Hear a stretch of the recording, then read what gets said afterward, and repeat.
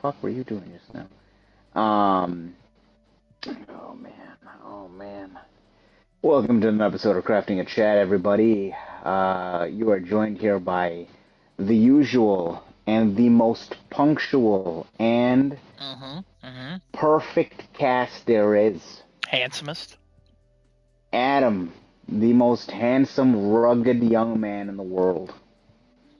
Ladies, let me tell you, this man, if you get a chance to take a peek at his masculinity, your ovaries will melt. Oh, no. Alright, just giving you that. I hope not. I'm here as well, Genesis, and welcome to the Adam and Genesis podcast, sponsored by Crafting a Chat. Our two other co-hosts will be late, so, we're going to get the show started the way we know how to get started.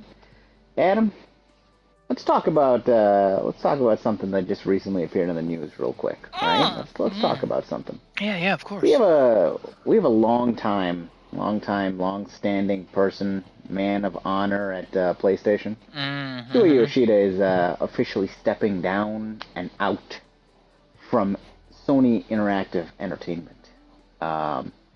He said he's going to be part of the industry still, so he's not officially retiring. Although that probably, I would assume that may change because he is an older gentleman.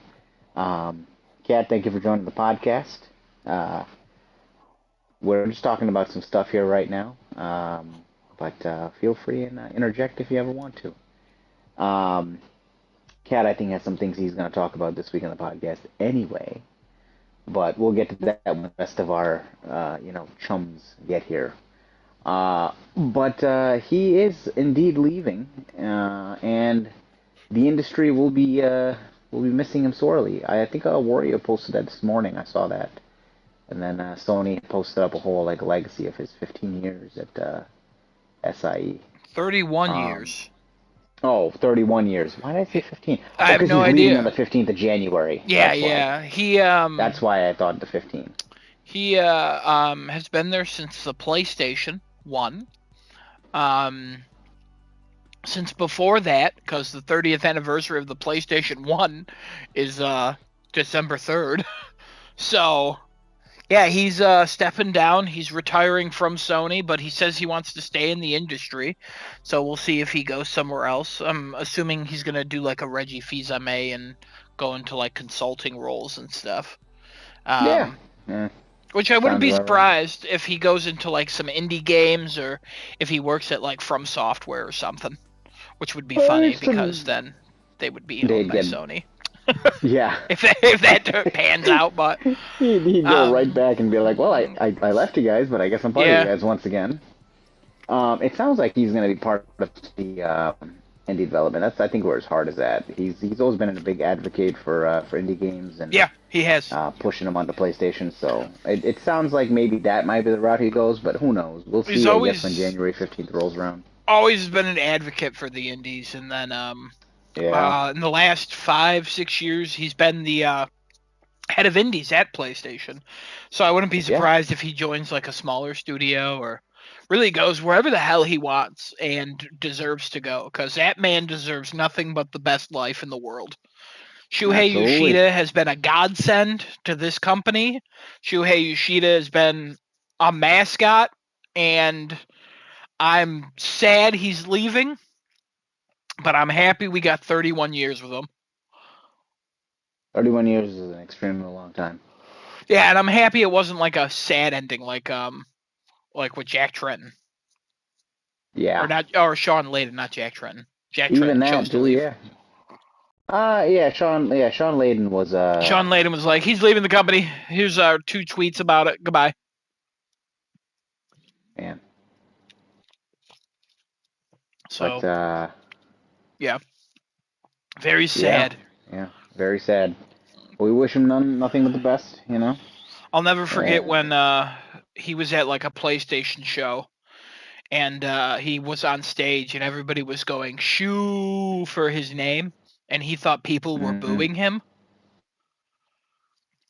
Oh. And he got like really sad and like nervous and everybody was like, no, they were literally just going shoo. too. So he was a big believer in handhelds. He was a big believer in PlayStation Home. He supported every game that came, every first party studio. He was there. He visited them all. God of War is God of War because Shuhei played a role in that, like how it evolved. Shuhei played a role in almost every single decision there. So, just a really, what a legacy. What a legacy. Absolutely. Speaking of handhelds, there was another rumor floating around yesterday about how Sony is planning a handheld, and it's not going to be anytime soon. It'll be probably by 2027, maybe 2028, but a handheld for the PlayStation to play PlayStation 5 games. Uh, I mean, they got the Portal, right. They have the Portal right now. But this would be, I guess, their return to the handheld market, so the successor to the PS Vita, if I was reading that rumor correctly. Um, and like you said, he was a big believer in handheld, so Yeah. this would be a great little ode to him, a nod to him. I mean, if they end up doing something like that later on in the years, and be like, yeah, man, this is all for Yoshida-san, you know? Yeah. Um, oh, great, good. I hope he trips. I hope he trips and falls. No. No. Ay.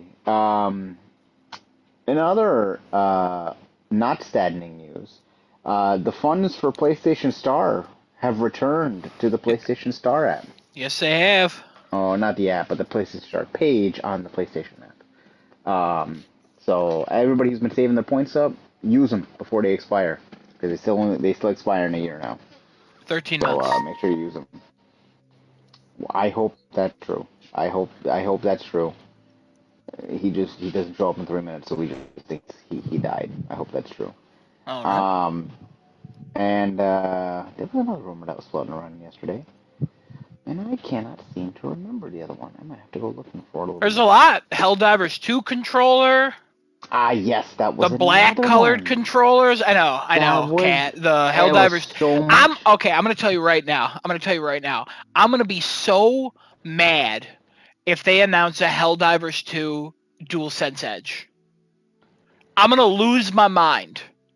If it's a regular controller, fine, I'll be okay. But if they announce a DualSense Edge, I'm gonna be like, fuck, because if I knew this was coming, I would have made the choice of getting a regular controller in the classic gray, and then the DualSense Edge in Helldivers.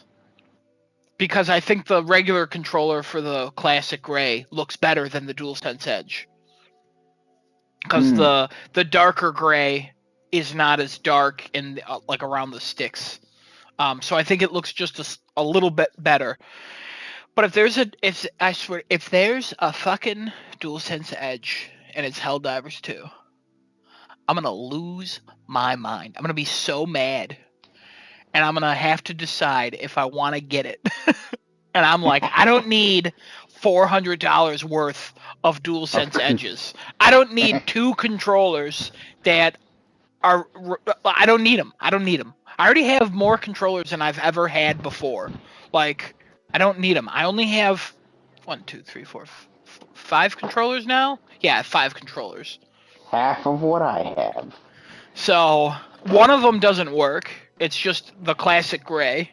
It's a classic gray one that I got like 4 years ago. Don't worry about that. I got the Spider-Man, I got the God of War, I got the Astrobot, and then I got the classic gray DualSense Edge. And I swear to God, if they fuck me on this, I'm gonna be so mad. And also, I'll tell you right now, just look better than the Fortnite one. That's all I ask. I'll tell you what. The probability of that happening is very low. So I think you can pretty much be rest assured that it won't be a DualSense Edge. You think it's just gonna be a regular one? Yeah, any other collaborations they've had. A regular one, depending on the design, I'm in. If the design is like legit, it's probably gonna look so fucking good. I don't want to spend more money. It's probably gonna be black and yellow. I know. Love. I have like 3 favorite colors schemes that go together: black and red, black and yellow, and another color that I won't even mention because it's just not worth going into that. But like, black and red and black and yellow are like the 2 where I'm like, okay, yeah, like bumblebees, I fuck with them, you know what I mean? But like black and red, Genesis and I, we share that. Like the interior of a car, twist my nipples and call me Sam. Like hell yes. Like but Absolutely. This controller, Absolutely. I swear to God. My thought, it might be black and yellow. Might have the H on the left, the 2 Roman numeral on the right, and then the dual in the middle of the touchpad, the symbol would be like the Helldiver symbol. Yeah. Or Super Earth might be in the middle. That'd be also another one. Would love that. They could also go with a total black scheme with the yellow icons all over, or even yellow buttons. That might be another one they might do. And they could also do a yellow controller with black buttons and a black scheme. So, different things that they could do. Also, the big rumor of the black DualSense Edge. And let me tell you right now, if there's a black DualSense Edge, I don't think black's not gonna sway me. I don't think it'll sway me. That one will sway me. Black DualSense Edge, I'm in. Because I'm kind of annoyed at the white because it's getting dirty now. I mean, the Chroma controller I can clean a little better because it's that pearlescent color. But like the white on the DualSense Edge, which is once that starts to get like, sweat on it, it starts to change color a little bit, and you have to constantly clean that thing because of the rubberized pads near the bottom of the controller. I don't own any white controllers anymore. No, I know. Yeah, you got rid of them. You gotta clean up isopropyl alcohol, so it's annoying sometimes to do that. But other than that, like that black one, I have to see what it looks like. I'm in otherwise because I want to do it. I want to get that. There was another rumor floating around yesterday. I don't remember what that one was. Lots of rumors the last couple days. The PlayStation Showcase that's rumored now for December 3rd, but I don't think that's happening. Well, Billy, what's his name? Billy Bill or Bill, whatever. Yeah, that guy, the reliable guy. Yeah, Bill Kun. Yeah, he's saying that a lot of PlayStation content's being prepared. This was a day ago. Some fresh news is coming. Stay tuned. So I don't know. We'll see what happens. What happens with that? The Game Awards is in 2 weeks, though, right? Yeah, December 12th, Thursday. What are the odds that Sony has a showcase before that? That's why I'm like, I don't know. I wouldn't be surprised if they have like a little presentation, like showing off like hardware and stuff. Like that wouldn't shock me. Like to get stuff out before the holidays. Oh my God, I forgot that I have that green controller coming eventually in January. Oh my God. Yeah. There was a rumor of that where it's going to be a showcase based around colors new stuff and that's going to be hitting. Yeah. We may get an announcement finally on the Pro console covers, which, please, I want one. I don't want one. But you're gonna get one. I don't want colors. Will not convince me. If it's a design for like Horizon or something. Oh no! I'm gonna pass out. I'm gonna be like, son of a bitch. And they're gonna be like, hey, the Pro console covers cost $10 more. And I'm gonna be like, you bastards. Like, I don't want to spend any more money. I've already spent enough. But I sold my old PS5, as Genesis knew, so my PS5 Pro now, I've gained $600 in the way I did it. Basically the way I did it, because getting that second job for a minute and then selling my old PlayStation and all that, yeah, I'm net positive $600 after deciding to get a Pro. That's the way to do it, guys. Take it from Crafting a Chat. If you're on the fence of buying a Pro, go buy it. You'll net money out of it somehow. Just no. That is not what I'm saying. No. I'm saying if you really want it, work for it. No, that sounds. Oh, I didn't like that sound of that at all. That's It's fine. not. That's It's fine. not. It's not needed. It's not needed. It's not needed. It's needed. Go get it. If you're on the fence, go buy one. It'll make you money. Never mind. It'll print money for you. It'll print it. Literally come out of the damn disk drive that you have to buy separately. It'll come right out of there. So, Sir, I think yeah. something's wrong with your disk drive. You're gonna have to get that looked at. I don't know. I don't know. It keeps printing money. I'll just keep taking the hundreds that it keeps giving me out. So I'm good with that. It's I'm okay. printing I'm alright with hundreds? Oh no. that. Another rumor that I just was reading about. Apparently, the Switch 2 is going to be planned for a March 2025 release with a reveal in January. Okay. Really odd timing for that, and I was like, yeah. Anyway, go ahead. Not at all. I want to say this, that I want to say it's going to be a caveat. It's going to sound way wrong at first, but you'll understand. I nailed it. I'm listening. All right? That's what I'm saying. I nailed it.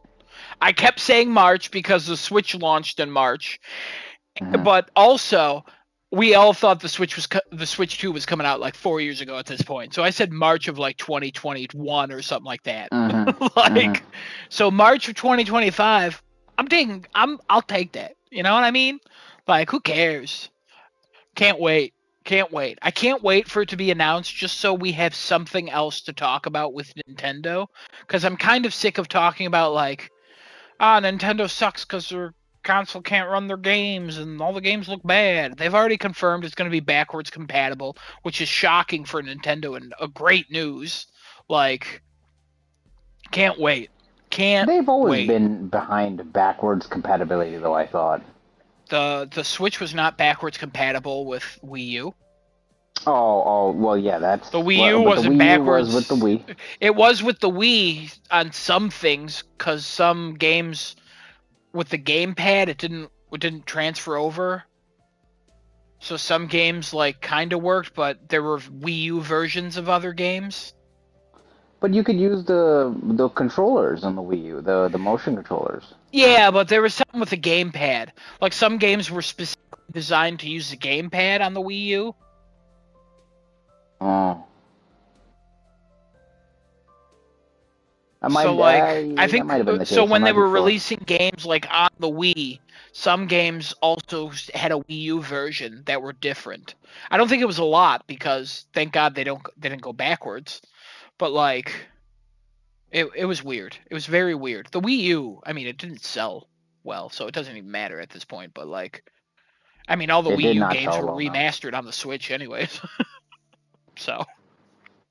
Yeah, this is true. You're not wrong with that. Yeah, you're not wrong with that. Yeah. A lot of the Wii U games were remastered on the Switch. Yeah, that's true. So I'm just excited for Nintendo to have a more powerful console, so people will stop going, "Oh, this Nintendo game would be better if it didn't run like ass." Who cares? That's not what Nintendo's about. Like, just I don't know. Just so sick of hearing the same arguments for Nintendo.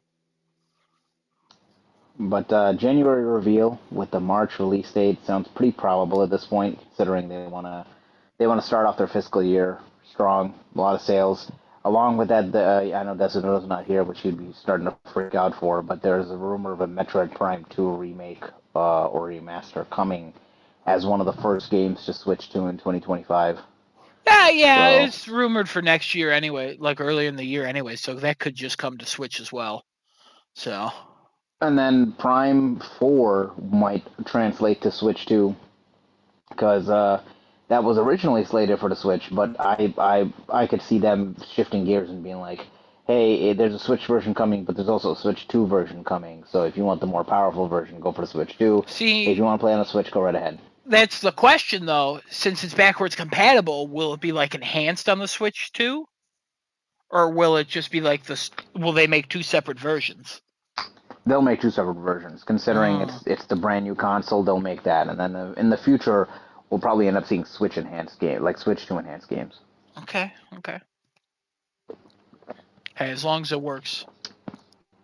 You gotta remember, this is gonna be, brand new architecture for them to work on, because now the games are gonna run better, run prettier, and all that.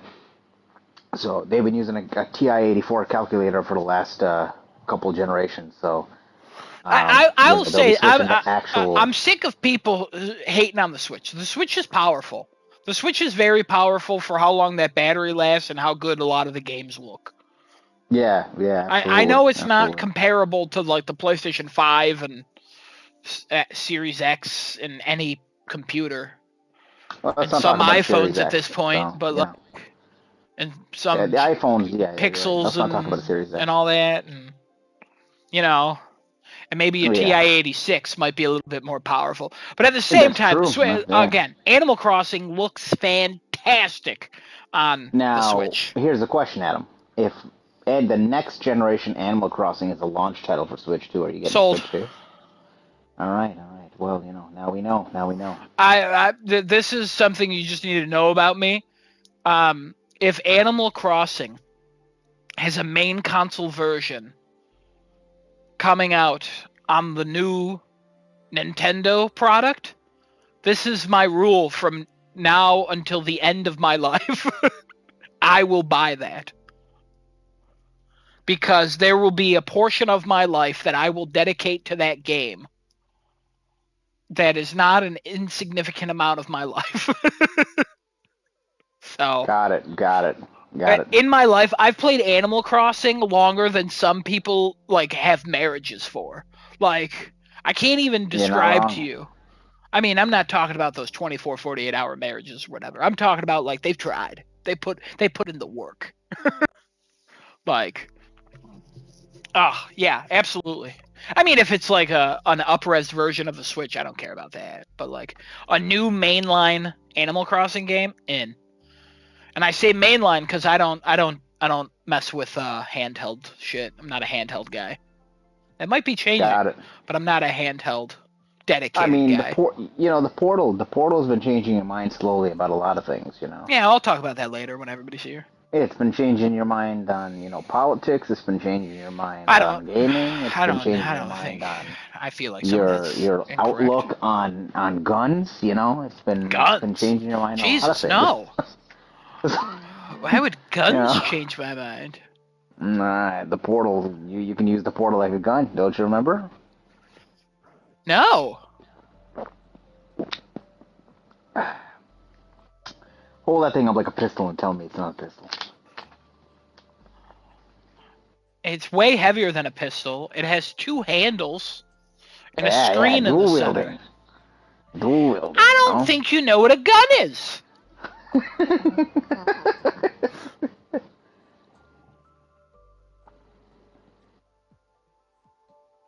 Yeah, I mean, hold your controller up like a gun. Does that feel like a gun to you?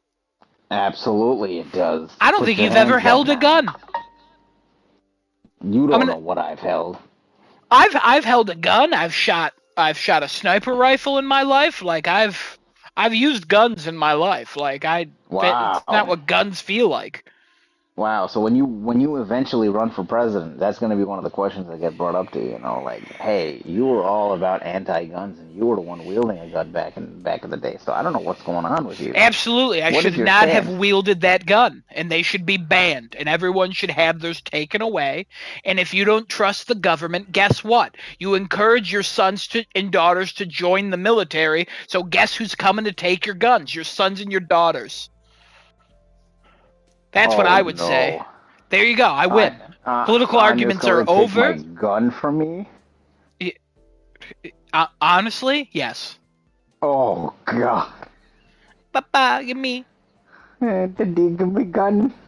And you go, hey, please. Daddy, please. Oh, here you go. Here you go. Have a nice day, you little scamp. Now get on the ground! On your nose! Oh my God!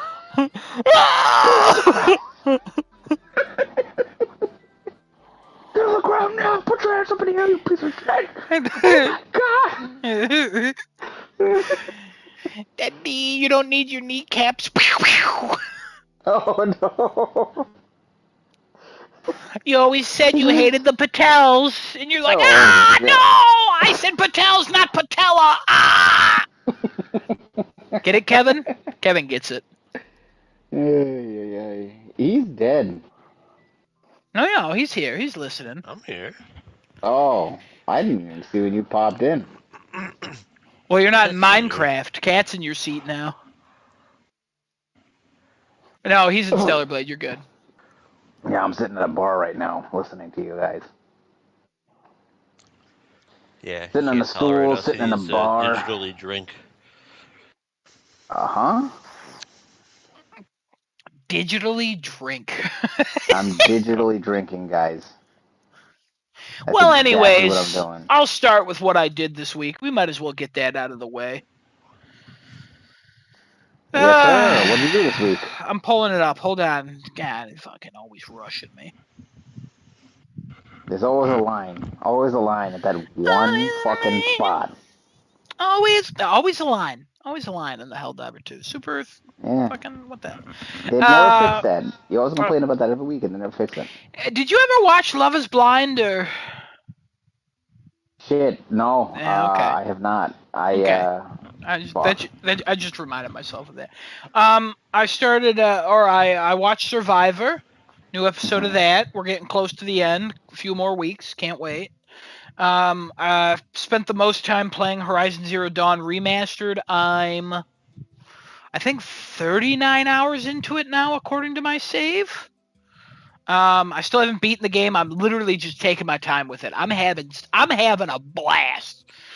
Most of the time when I'm not playing it, I'm thinking about playing it. It's so good. I love it so much. I played maybe 45 minutes of Lego Horizon Adventure. I want to finish Zero Dawn Remastered, but at the same time, I kind of want to do the DLC and stuff too, so it might be a while before I get back into Lego Horizon Adventure. I know I'll platinum both of those before the end of the year, though. I played... this one's going to sound weird, but I played a little bit Uncharted Legacy of Thieves Collection. I'll talk about why a little bit later. I played Phasmophobia with Genesis, Kevin, and Kat at one point. I gotta be honest, I like that game a little bit more than I thought I would. I thought it would be fun. I always said Genesis, if that comes to console, I'd play it with them. You know? Mm-hmm. I've always been a supporter of that game, you know, unlike some people. But always, always by your side, your co-op buddy, you would say, some would say. Absolutely, you know? Absolutely. Your co-op pal. Out of all the people you co-op with, I'm your favorite, probably. 100% you are, 100%. But, sorry. He's sharpening a knife right now. He's like, keep talking. We gotta get back to that cop game, by the way.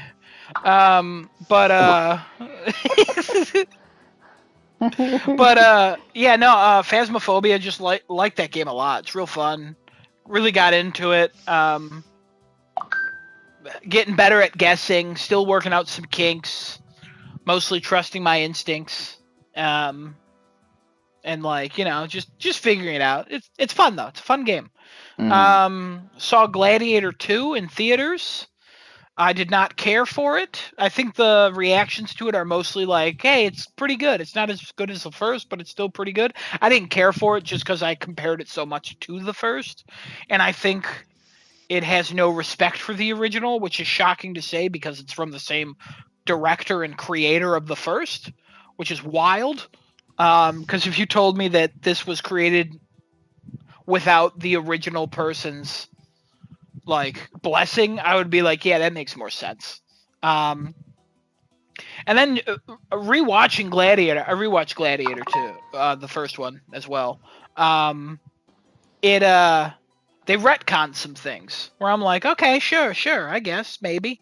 But that's okay. I don't care for it, so it's not gonna change my opinion. And then I was looking for a show to watch because I finished everything, and I was like, I don't want anything too crazy right now. I just want a comfort show to turn on and just finish all of it. Started watching King of the Hill. I used to watch it back in the day. I always watched The Simpsons, and then King of the Hill was on afterwards. And I always liked The Simpsons more, and I thought King of the Hill was kind of funny. And then as I got older, I always thought King of the Hill was funnier than I remembered because it was it's not more highbrow, or it's just more adult, I guess. And I'm at the perfect age of 32 now, where I watch it and now I'm getting a kick out of it. I am losing my mind. There was an episode where the family was addicted to smoking, and they were treating it like crack cocaine, and it was so funny. Um, yeah, I just finished the first season. It's all on Hulu, and apparently it's getting uh a revival next year. So that's pretty cool. I mean, a lot of the voice cast is dead now, but we'll see. Or not a lot. Some of them. Some of the key characters are dead, but we'll see. But yeah, I'm really liking it. I'm liking it a lot. I'll probably finish like maybe a season a week. I think each season is like 12 to 24 episodes, and they're only like 20 minutes. So knock it out pretty quick. But that is all I did. Nice. Thank you. Mm-hmm. Kat, what'd you do?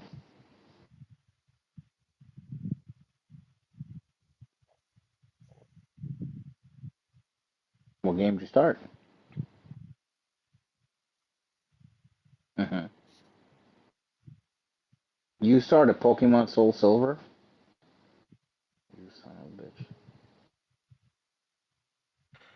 Oh, don't tell me you're enjoying it. I don't want to hear nothing about enjoyment of Pokemon. Anyway, keep going. You're good. Nice. What else you did?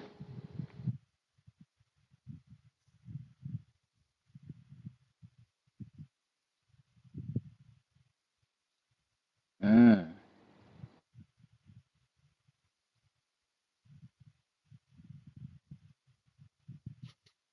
Waiting on that sequel to come, huh?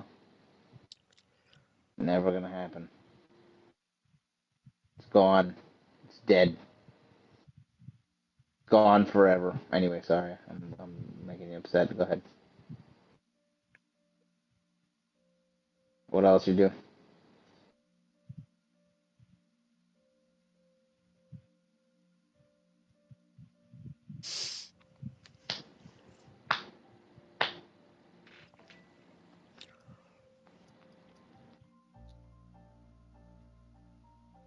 Good, good. Always good to play different games rather than the same one over and over. Take it from me, I can't leave one game alone because it keeps drawing me back in.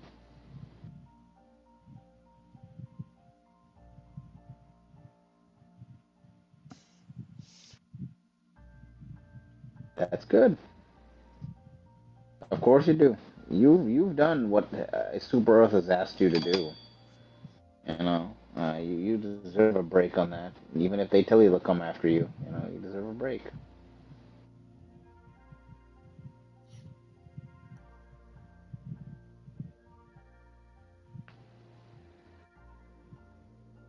Yeah. Sure.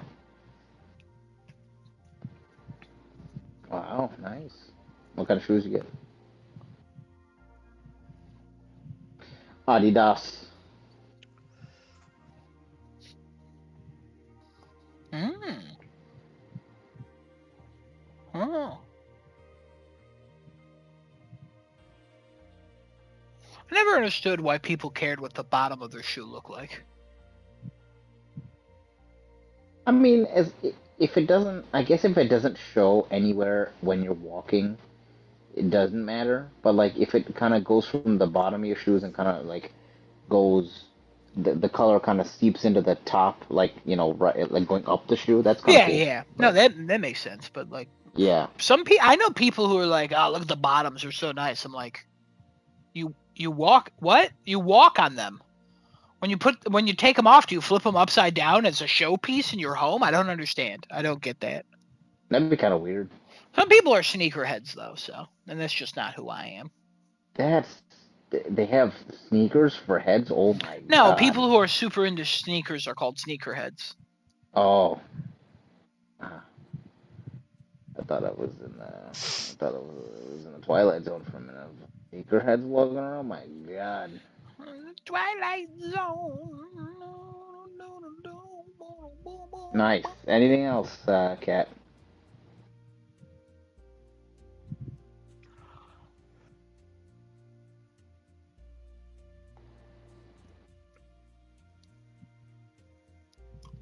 Hmm. Nice. Is that a popular anime? I don't remember reading. I don't remember seeing that.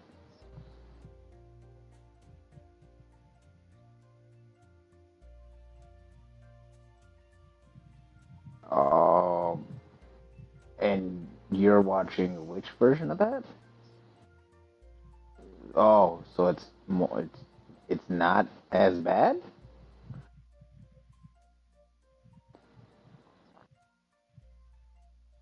Mm.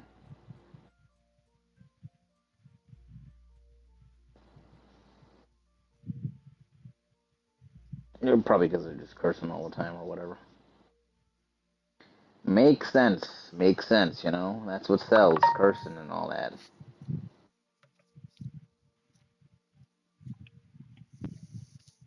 Got it.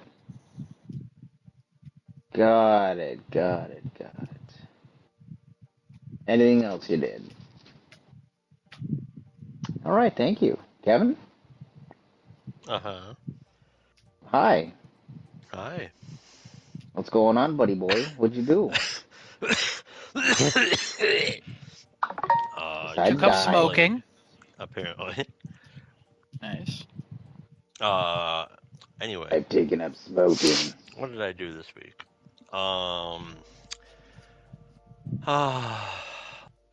Played Phasmophobia with everybody.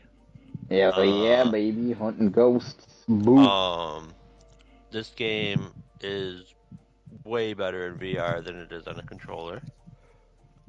At least my personal opinion is that. I'm pretty sure that's I the don't correct understand opinion. why the FOV is so wildly different between the two. I don't remember if there's an option. I think there is an option to change it, but I haven't messed with it for a controller, and maybe I should. But oh my god, everything it's a completely different perspective playing with just a controller. Also, the brightness is totally different between the two as well. I didn't quite understand why everybody was like, "Oh, it's so dark. Oh, it's so dark." Because I'm like, I can see just fine. Like it's dark, but I can see like everything, like as if I was walking around my house at night. But like then I played with a controller when the VR controllers needed to charge, and I'm like, "Oh, this is what you all mean. I can't see shit." But yeah, if I wasn't playing this in VR, I would have shot myself by now. It controls so poorly on a controller. But it's a decently fun game.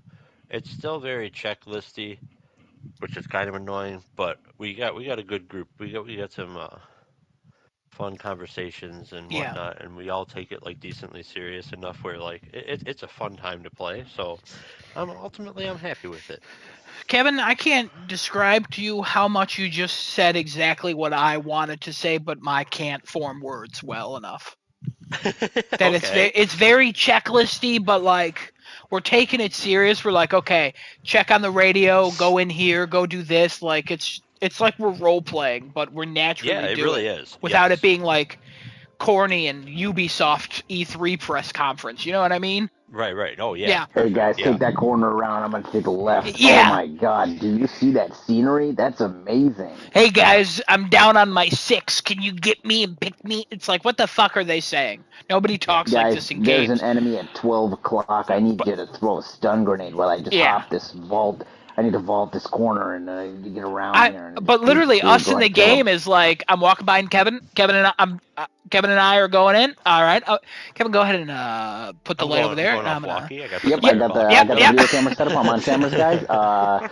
Big Daddy on the bus. No, He's it's really fun. Little Daddy, Oh no, and not we're daddy. Yeah, we're Oh no. we're I don't know But about the no, like nickname thing. We got to work those out. I gotta Oh, I say, like. I like, want Big Daddy on the bus. I don't want to have nothing else. I want Big oh Daddy on yeah. the bus. All I right. still say that this game definitely did a lot when it came out because it kind of gave birth to a genre that nobody really knew that they wanted. And then it took forever for like Lethal Company to come out, and now there's like Pilgrim and That's the one I want to Klepka. try. Lethal Company. I Lethal want that. Company, yeah. I want that to come to PlayStation. Lethal Company is definitely like the next step up from here. And that's kind of why I was shitting on this game so much. And really like watching people play it, I'm like, well, what's the fun of this? It's just a checklist game. The fun is the people you play with. If you got the Yeah. right group, it's fun. So I don't know if take back all the negatives I had about this game is really the right thing to say, but I It I shit it's on this too hard without actually experiencing it with the correct people, which I have. Is this game of the year? No. Is this game experience of the year? It could be. It could be, yeah. We've played a fair amount of it too. Like, and here's the crazy thing. The craziest thing about this Still on the is easiest difficulty. I figured we would what? We're still on the easiest difficulty. We still, yeah. And there's a lot of content too, which is wild. But anyway, I figured that two things would have happened by now. One, we would have gotten like partially bored, where like we do like 3 or 4 of them, and then we're like, all right, that's enough. That doesn't happen. We just go. And then, two, I thought from watching people who have played this game a lot that like you'd hit a certain point and you basically don't even need to do the evidence gathering anymore. You just kind of know what the spirit is based on what it does. And maybe we do eventually hit that point, but like it's gonna be way down the road. Yeah, that'll be. I don't know because like some of these things do like similar stuff, and like some of them will like. It seems like the appearance is at least not set per spirit, thank God, because you do get to see it as you die, and that'd be kind of dumb if it was always like, oh yeah, this spirit always looks like this, because then you could just know. Oh yeah, they just cycle through. It's a game where RNG makes sense. Yeah, and I will say that one thing that like I both like and don't like about this game is that VR is almost like cheating in certain aspects, especially when people are dead. Because in VR, I can pick stuff up and handle it, manipulate it in the world, and apparently everybody can see that. But if either Adam or Genesis picks up stuff, it is put into hand, and it is not visible to me until they throw it. Yeah. Which is stupid. But and there's like a few other little things. Like I kind of wish you could bring like the Ouija board or something and communicate with your dead friends. That'd be cool. That'd be like a fun little thing. Yeah, I know. I just wish there was like, hey, bring this to communicate with anybody in your party who's died. Yeah. Mm-hmm. I also like how they don't tell you what like spirits you've unlocked, quote quote, when you're like leveling up in the beginning. So you have like the whole smorgasbord of things to choose from, and it's not like a simplified list. Yeah. Because that just keeps you guessing, which is great. But yeah, so we played that. I played a little bit of Synapse. Not a whole lot, so I don't really have a whole lot to say about it other than it's a really cool game so far. It uses eye tracking for telekinesis, or at least you can set it up that way. And again, eye tracking is spot on. It also has an interesting mechanic where you can kind of grab any surface and manipulate yourself vertically. So like you can touch a wall and like pull yourself kind of like down to duck down, or you can climb up stuff, which is kind of interesting. It's a shooter. I haven't figured out if it's like a roguelike or if it actually has like a story or both yet. One of the tutorials mentioned, oh, you're gonna want to like make sure you have enough ammo while you're doing your run, quote quote. And I'm like, oh, does it mean it's a roguelike? And like if I die, I start a new run? I don't know. But I haven't really played a whole lot of it, so more on that later. Let's see. I don't think I played anything else. Oh, I played some Teamfight Tactics because a friend of mine was like, "Oh yeah, it's actually good. It is. It's decent. It still has some of its random problems. There's a lot of RNG stuff that's still like super broken, and some of the abilities and stuff that you can get are completely busted. But hey, Riot Games, man, that's what they know. And then I watched some stuff. I didn't finish another episode of Day of the Jackal. I had planned to watch another one. That didn't pan out. But I did finish Arcane Season 2. I'll talk about that. Maybe, hopefully, Destinoto hops on and can at least hear what my thoughts are on that. And then... That it? I think that's it. Okay. There was something else. And topic later on, I guess it's gonna be a pretty quick one. I'm not getting like super in depth with it, but Thursday. Yeah, Thursday was the Path of Exile 2 early access announcement. I had no idea what was really planned for this. I just looked up the start time and ran with it, and it wound up being an hour and a half long. And they just fucking told you everything about early access. And it is wild. There's so much available in early access. I thought it was only going to be PC. It's everything that can jump in on early access starting December 6th. If you want to buy your way into the early access period, there's a whole shit ton of different supporter packages that you can get, but the lowest one is $30 and the highest is $400. Some of them have physical stuff that comes with them as well. I just bought it for 30. Yeah, good stuff. A lot of stuff. We'll kind of breeze through it later on. And that's all I got to talk about. Okay. All right. Thank you, Kevin. Appreciate it. What did I do this week? I played Phasmophobia like a bunch of my colleagues here mentioned earlier. I've been having a grand old time with that, and it's been fun. I definitely was behind the hype to try and play that game, and I'm glad we took the shot and took the dive to play it because it is a different experience than what I've seen streamers play and all that. And I gotta agree with Kevin and Adam on this one. We're not trying to role play this, but it's really coming across naturally with what we're doing. So it feels good when we're playing this game. It really does. I'm pretty sure in the last week or so I've played Persona once.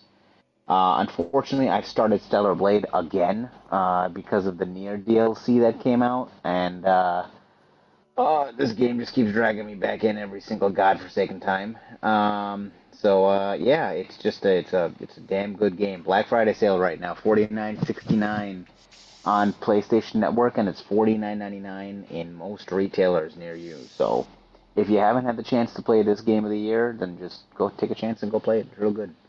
What else did I do? I don't think we played Helldivers. I played some more Slay the Princess with Big Old Daddy over here, and we've been getting all those routes done. I got 10 more trophies to go before we get to Platinum. And Slay the Princess has been an experience every single time. Even though we're skipping through a lot of the dialogue now, the same dialogue that we go through, every single new thing we uncover, we're just like, how the fuck did we end up here? How did we get to this? How did this happen? How did we get here? It's a cool game. I wish this game got nominated for some indie stuff because it deserves it. It's an awesome looking game. It is really creative with what they did. I'm trying to think of anything else I did. I don't think so. If I did miss something, I'm sorry, but I don't think there's anything else that I had done. I don't think I watched anything either. Adam and I are going to be watching Moana 2 this upcoming Sunday, so we will have a review of that next Tuesday. 10. Automatic 10. We already know. We already know what's going to happen. You'll hear our concrete thoughts about it, but we already know the rating. Obviously, that's a given. That's a given. It's Moana. But yeah, we'll be having a review of Moana next week, Moana 2, and yeah, that's pretty much it. Yeah, he's not here yet. I was gonna have us do the December games real quick because I don't think there are many, if there are any. But I figured we could just get that out of the way. But he's not here, so I don't know how we do that. In the meantime, let me just see how many there are. Oh, there's a good handful. There's a good handful. Not too many, but there's a handful. Oh, I forgot about that coming here. Eddie, the Finals is getting released for PS4. Interesting. In December, yeah. Wow, okay, alright. Weird. Odd one on that one. Kevin, you want to fill some time while I fill this thing in? Maybe wait for Decimoto to show up here? Alright. I'll talk about Pathways L, I guess. Go right ahead. Alright, so Pathways L 2 early access announcement. Genesis, are you still on headset? No. What? What do you mean? Are you gonna be listening? Oh yeah, I'm listening. I thought you meant like if I'm wearing the other headset I wear for Phasmophobia. No. I'm No, here. no, Sorry. no. I just you're the one person who might actually play this, so I was gonna make sure you heard Ah, everything. yeah, I'm here. All right. So Pathways L 2 early access has a whole bunch of shit. So campaign is going to be the first 3 acts. Acts 4, 5, and 6 are not going to be available in early access. Instead, you play 1 through 3. That should take you to about level 45.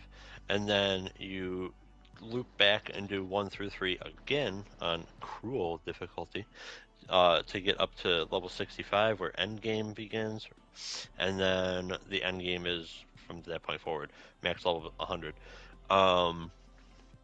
The reason why Acts 4, 5, and 6 are not in early access, well, A, they're not done, but B, the reason why they're not done is because the team decided to focus more on the endgame content to give everyone a better idea of what the endgame is going to be like and to also get more feedback on that because they are trying to focus on that since the endgame content is pretty much like the make it or break it part of most ARPGs now, and it's the part that freaking Blizzard can't get right until like 800 patches down the line.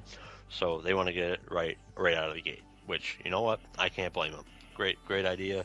Keep it up. So there's going to be 6 of the 12 classes, and each class is going to have 2 ascendancies instead of 3. So there's a whole bunch of more content that'll be dropping when the game actually comes out. Officially, they figure at least 6 months down the line from early access day. I forget all the classes, but look them up on your own time. Passive skill tree, 1,500 nodes. There's some special points that you can get for weapons so that when you have your 2 weapon sets, you can put in skill points per weapon set as well so that you can switch between 2 weapon sets and actually be like good with multiple types of weapons. That was kind of like a big problem with the first game where like if you wanted to use 2 weapon sets, it was basically you're either using the second weapon set just to level up stuff, which isn't a thing anymore, or if you were actually using 2 sets of weapons, they had such similar stats, you were just going for like the minute details of them. And now Pathways L2 introduces an evasion system and a blocking system, both very similar to like Dark Souls games. If you're blocking with a shield or whatever, you have a stamina bar. You can only block for so long.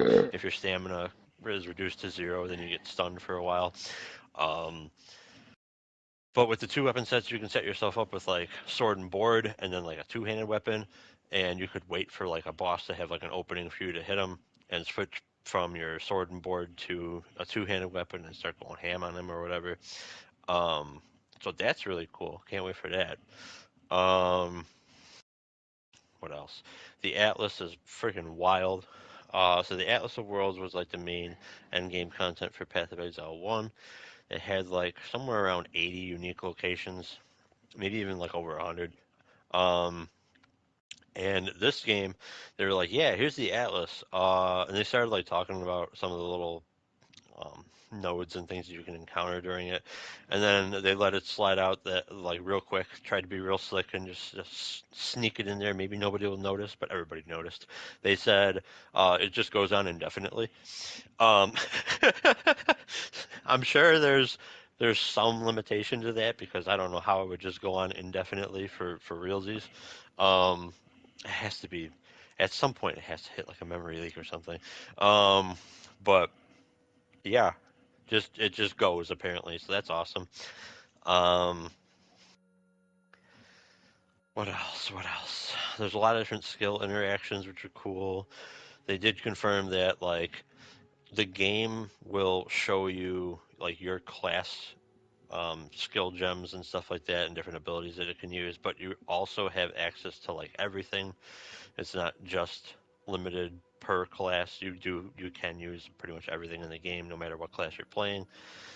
It just likes to hide a lot of the stuff from you to help out, newer players and whatnot, get them zeroed in on things, as opposed to here's a whole sea of stuff. Have fun, which is how I'm jumping in. I'm turning all that shit off immediately. Um, and but I've played Pathfinder 1, and I assume like 80% of everything is basically that game.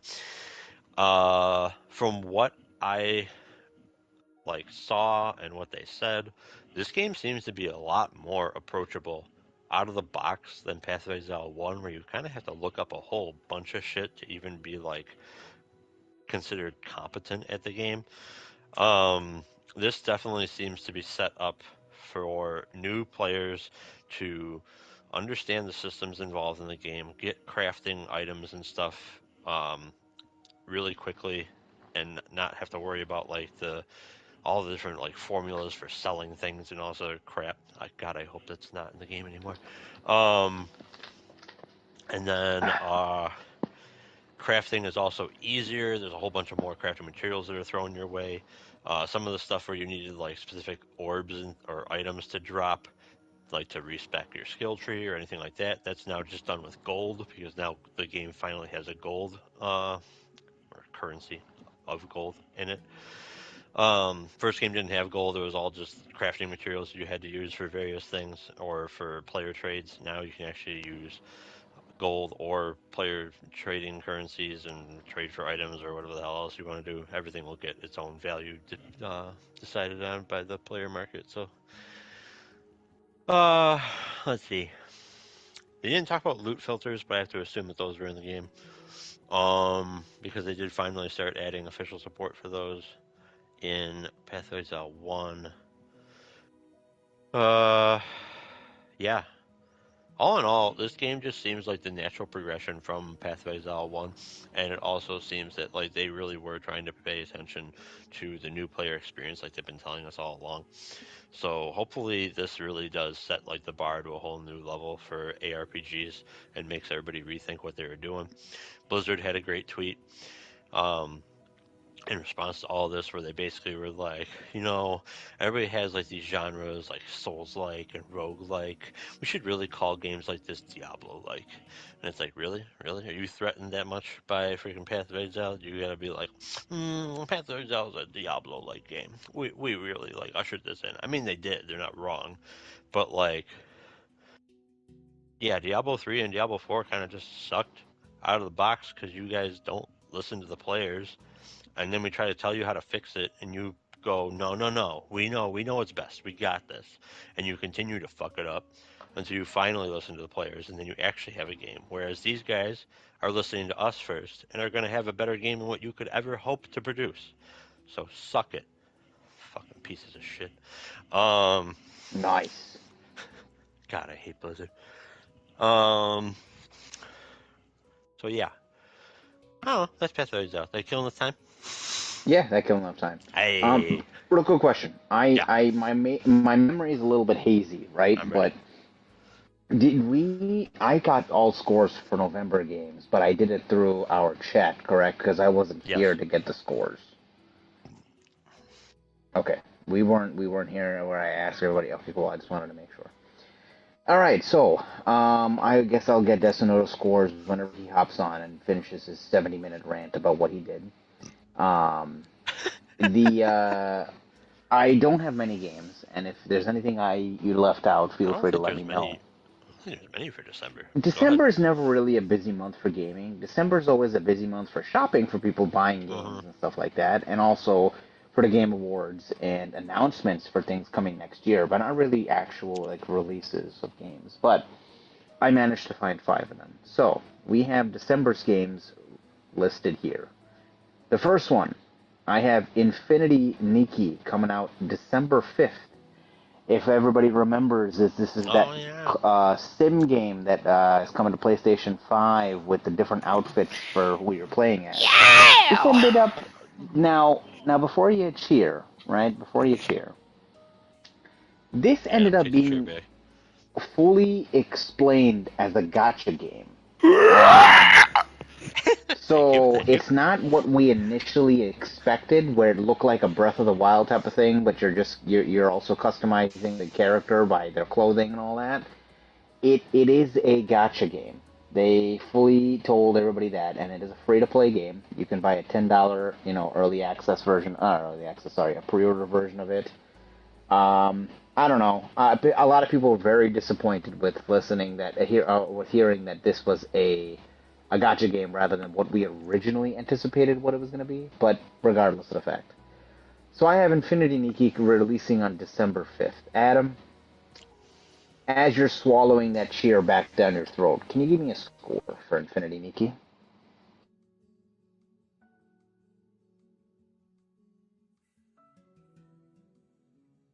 It killed him. It killed him. Alright, I'll wait. Kevin, give me a score. I'm back. Alright. Sorry, I was peeing. What'd you say? Give me a score for Infinity Nikki. Why are you saying it like that? Is it not called Nikki? Nikai? Niku? Oh, Nikki? You're fine. You're so fine. You pull my Nikki. Hey, Nikki. I don't think it'd be Nikki. How's it spelled? Nikki. I don't think it'd be Nikki. That's Nikki. Nikki sound? I don't know. Okay, Nikki. Infinity Nikki. Okay. 81. 81. Speak of the goddamn devil. Whoa. How's 81 speaking of the devil? And then I don't think you know what speak of the devil means. Well, speak of the devil. Remember in The Dark Knight Rises where that line comes from? Don't look into that. But when that guy says, like, where's Bane? And then Bane walks in and puts his hand on his shoulder and goes, like, do you feel in charge? But he goes, yes, speak of the devil, he shall appear. Yeah. Destino's the devil. We spoke of him earlier and he appeared. Yeah. Okay. All right. I know what the meaning is. I know what it means. I yield. All right. Infinity Nikki, Guy, Nico is going to be a solid 80 for me. 70. 60. 50. Yeah, 50. So I'll put it. All right. Destinoto, welcome to the podcast. Thank you for joining us and gracing us with your presence. Oh, great Satan. Give me a score for Infinity Nikki coming out December 5th. 80. All right, Kevin? Give me a score for this gotcha piece of shit. Yeah, gotcha piece of shit. I got you, Daddy. I think it's gonna be 72. All right. I'm not sure it's a gacha game though. It is a gacha game. Is it? Mm-hmm. They announced it's a gacha game. So, Kat, do you want to participate in this? Give me a score.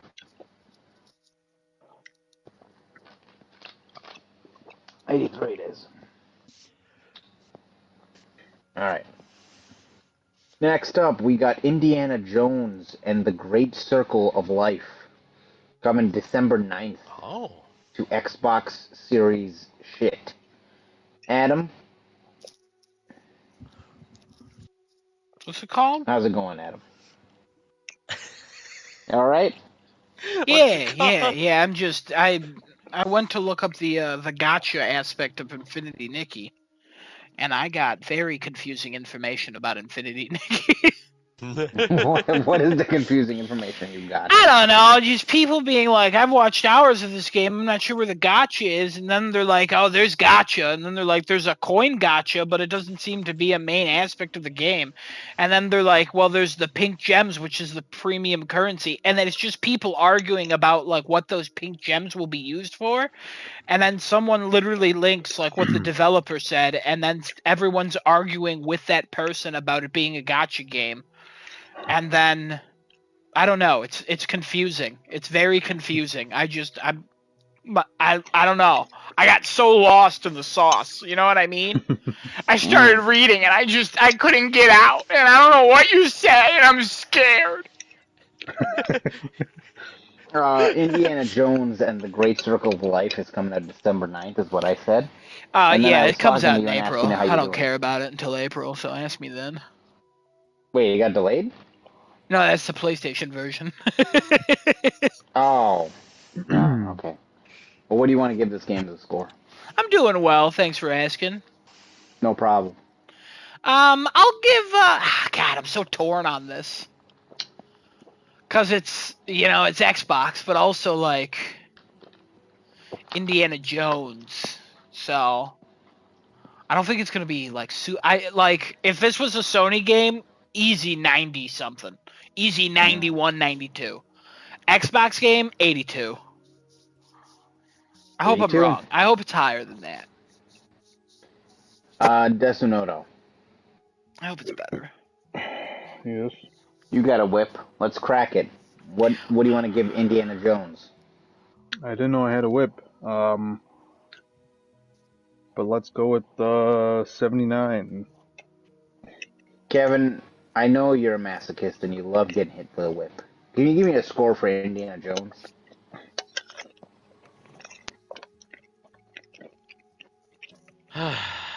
Kevin, while you're thinking, I just want to give a fun little fact about the scores that we do. Back in the day when I used to do it, when I started this, I would always try to do some sort of transition, and I was so bad at them, so I would just say random things. And the way I got that idea was when Genesis used to do the transitions between rumors, he would do the wildest transitions in the world. And often the most inappropriate that would literally scare our past co-host who has hung himself with his own hair. We don't know what happened to him. But, it is just, I'm pretty sure he killed John Benet Ramsey and then disappeared. Who knows? But and it's now very funny that Genesis does it here almost as like he was inspired by me, but he was actually inspired by himself in the long run, which is crazy. So, just a fun little fact I always think of when we do these. That is a fun fact. Thank you. Especially the hanging by hair part. Well, that ponytail's not long enough. It can't even hold himself up. Don't worry about it. He's too fat for it. Piece of shit. That fat piece of lard. Ooh! What a burn! All right, suicide for him is funny. He's gonna be good for. He's gonna be good to cook stuff with.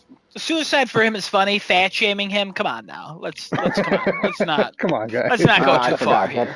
That's so elementary of me. Let me talk about his need for glasses and his fucking hypocritical thoughts that he has. Or maybe his God complex need for glasses. He has, Okay, yeah, that's one that you can get into. But all right. Are we ready for my score? Kevin, we're waiting on you. We're just filling time. So Desunoto cracked the whip on your ass, and I know you love it. So give me a score. Got it. Desunoto cracked that whip harder. He only gave it a 76. Oh. Yeah. Kat, you're the innocent child that's been standing in the background watching Kevin get whipped by Desunoto. Can you give me a score for Indiana Jones? Oh, no. Innocent child no longer.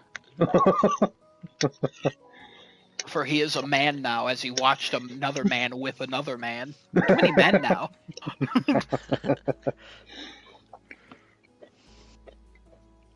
Any day now, Kat. Any day now with a score.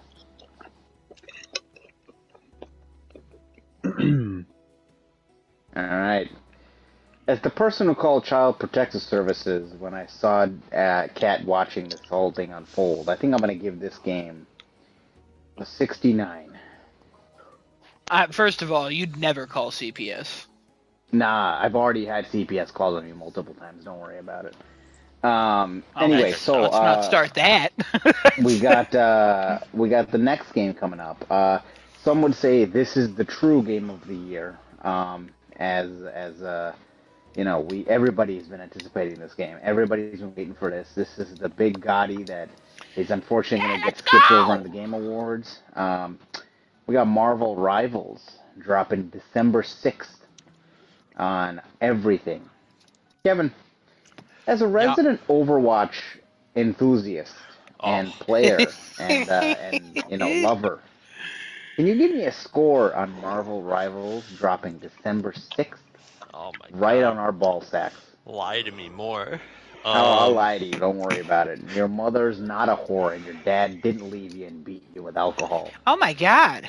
Beat you with alcohol. He drank the alcohol and beat you. Kevin's parents are like the nicest people in the world. I just want to throw that out there. Now, I want you to think who really is telling the lies here. That's true. That's true.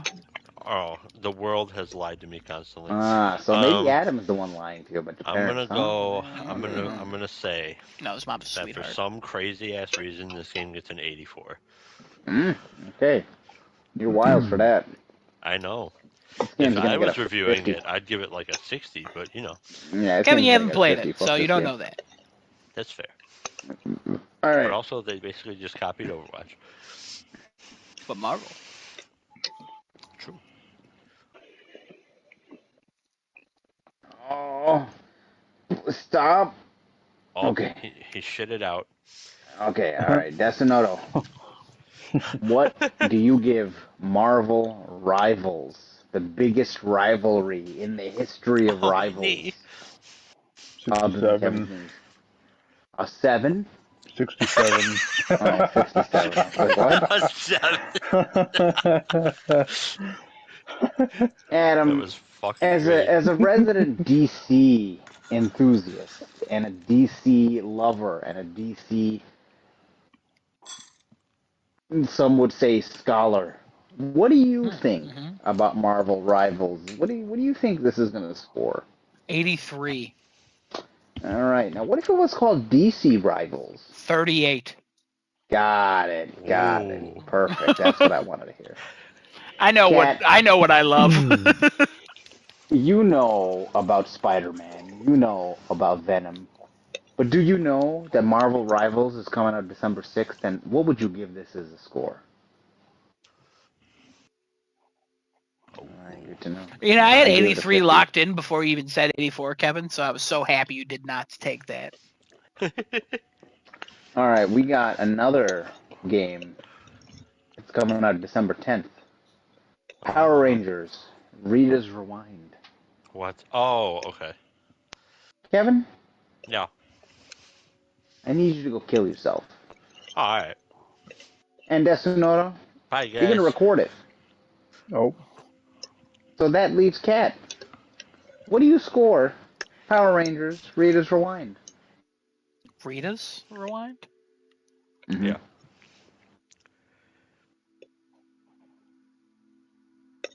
No, this is a 2D. Isn't this a remake? This is a remake. Is this a remake? I thought this was new.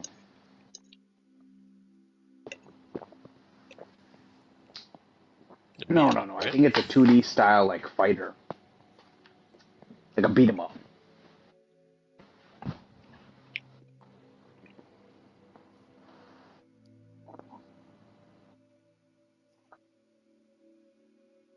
Oh, it's not. Okay. 82? Okay. All right, Adam. You witnessed murders. You witnessed hell. Oh, yeah. All true. Now, if you could rewind time, what would you give this game as a score? What is this a time paradox question? Because I'm about to score it now. So, like...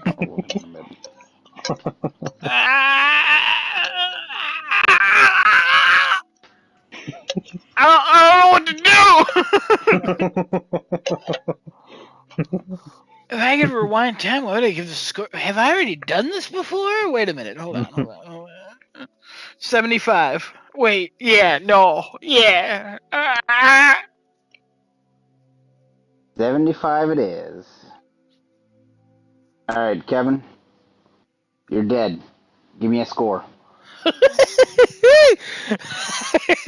He's just walking dead. 70. Well, I told him he was killing himself earlier, so he's dead already. Oh, Hey, yeah? Oh, hey, I'm talking.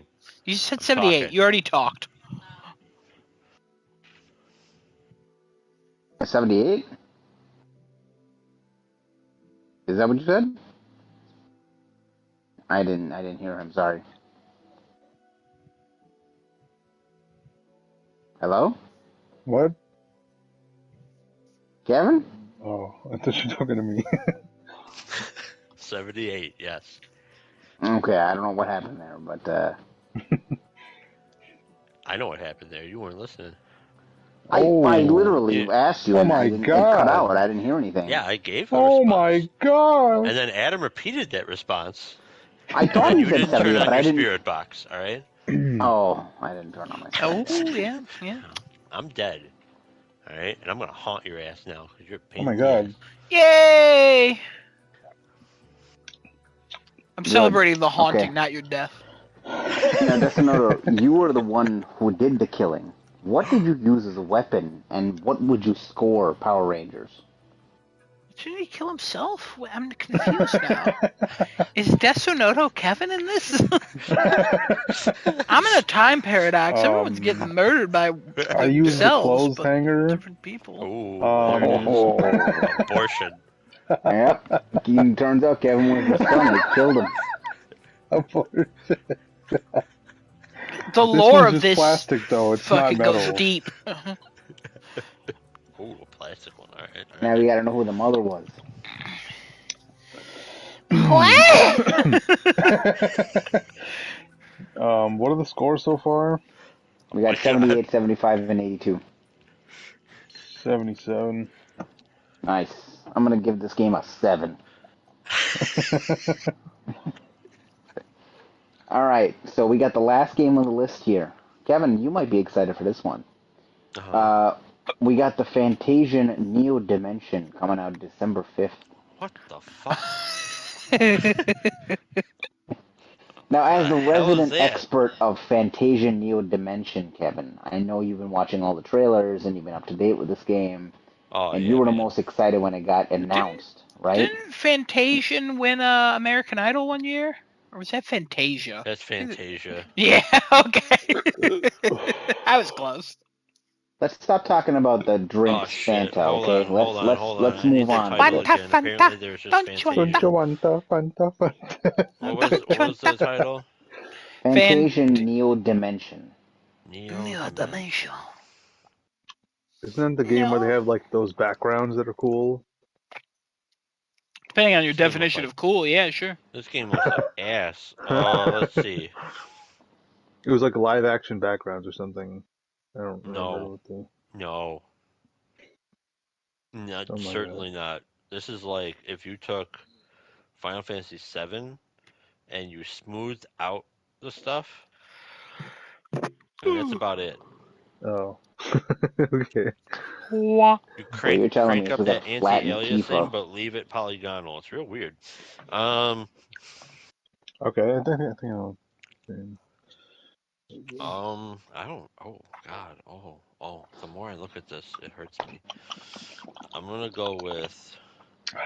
Let's go with... We don't worry about the graphics too much. And we'll go with maybe the gameplay is okay, although they're basically copying Final Fantasy, like straight up. That is Vincent. Wow.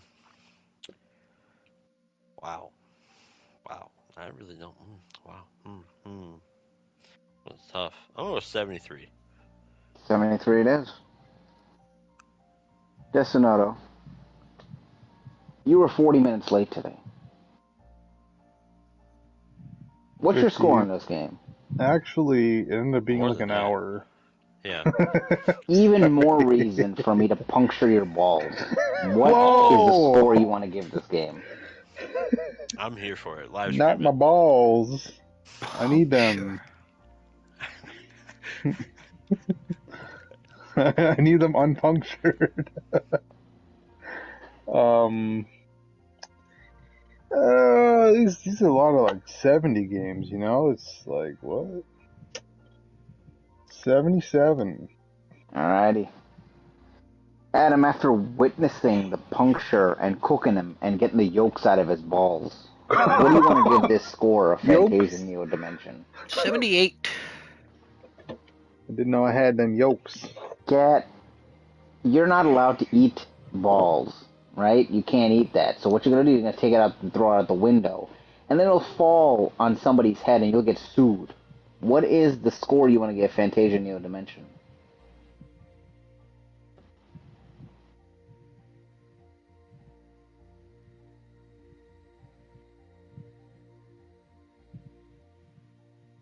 Already half 73. Can't do it. 74 days. I'm going to continue the tradition of throwing testicles out the window. And I'm going to give this game a 71.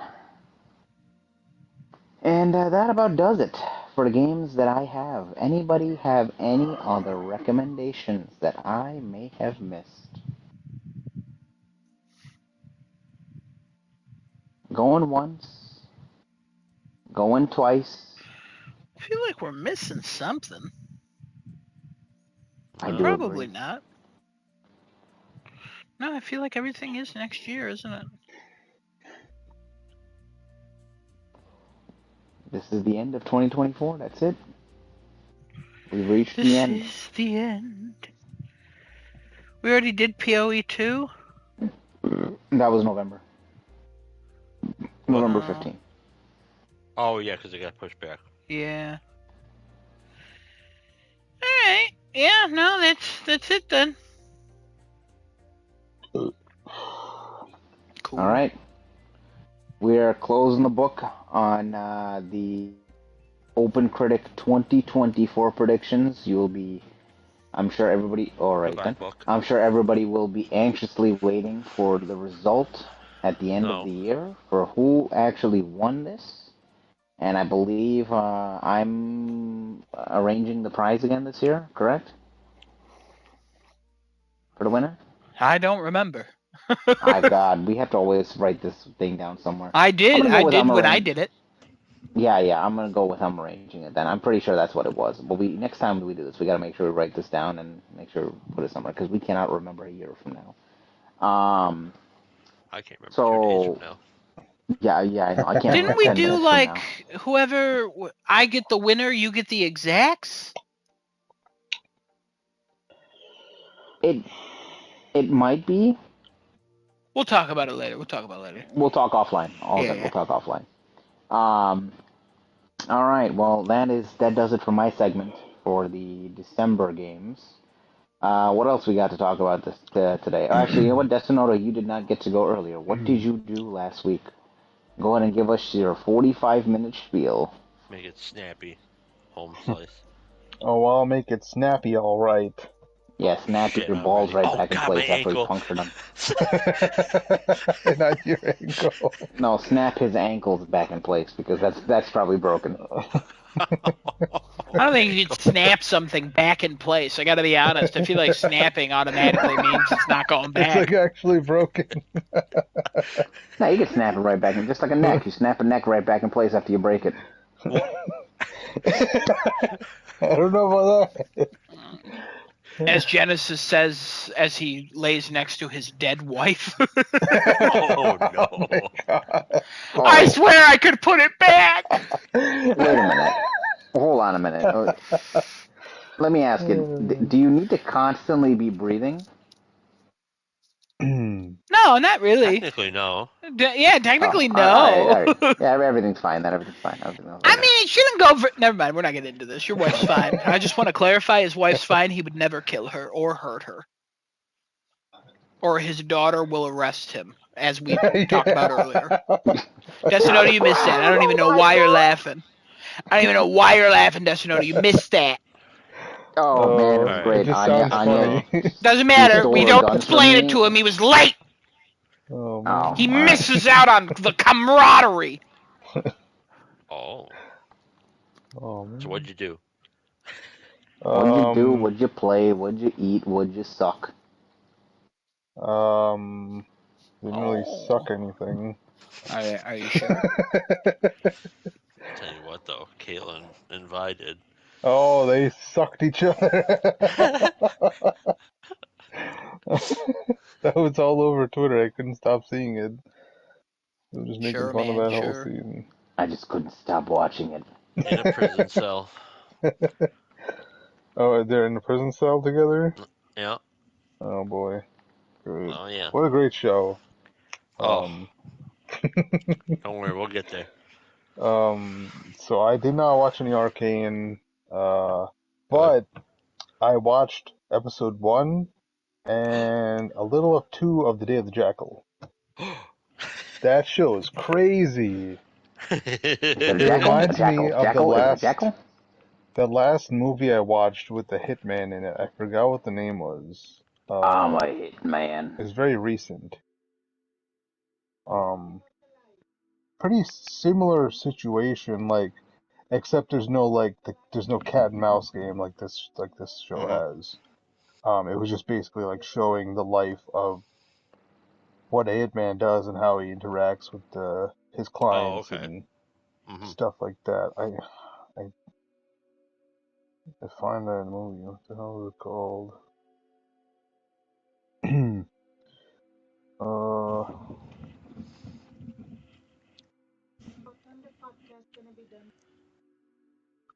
Like 1:30. Okay, as soon as that's done, he has to come to sleep. Okay.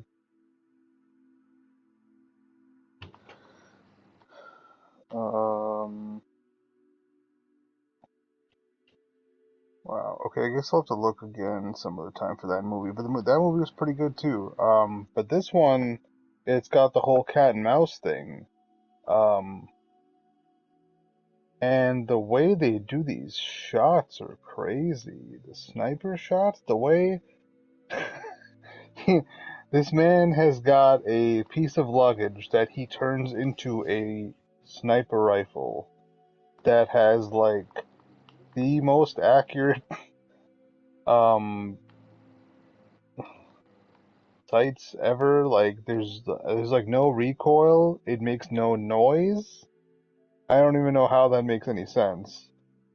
And he's shooting from 3,200 3,800 what, kilometers or miles? No, not miles. No.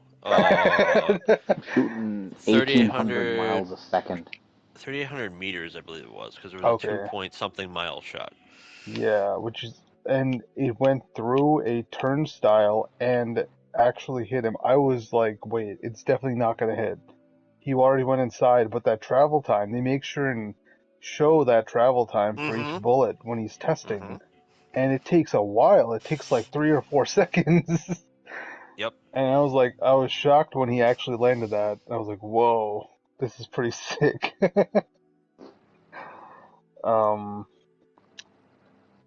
Yeah, the show's pretty good so far. Pretty good show. Peacock original. So you I'll said you're keep partway watching through it. the second? Yeah, I didn't get too far. Okay. I saw kind of right after that the girl in the police force in was that MI6? Yeah. Yeah. MI7. The girl in MI6. Bianca, I think her name is. Yeah, Bianca. Yeah. Yeah. She had just taken in a what do they call them? One of her sources to try and find the guy who sells that type of gun. And her source has a daughter, so she took the daughter in to try to get to the source, but then the daughter ended up dying. And it's crazy how they're showing this character and she doesn't give a shit that the daughter's dead, and she's still using the dead daughter as a way to get to her mom to get the source information for the guy who sells that type of gun. Mm-hmm. I was like, whoa, this is keep watching. Kind of crazy. I will keep watching. I will keep watching for sure. It's pretty darn good.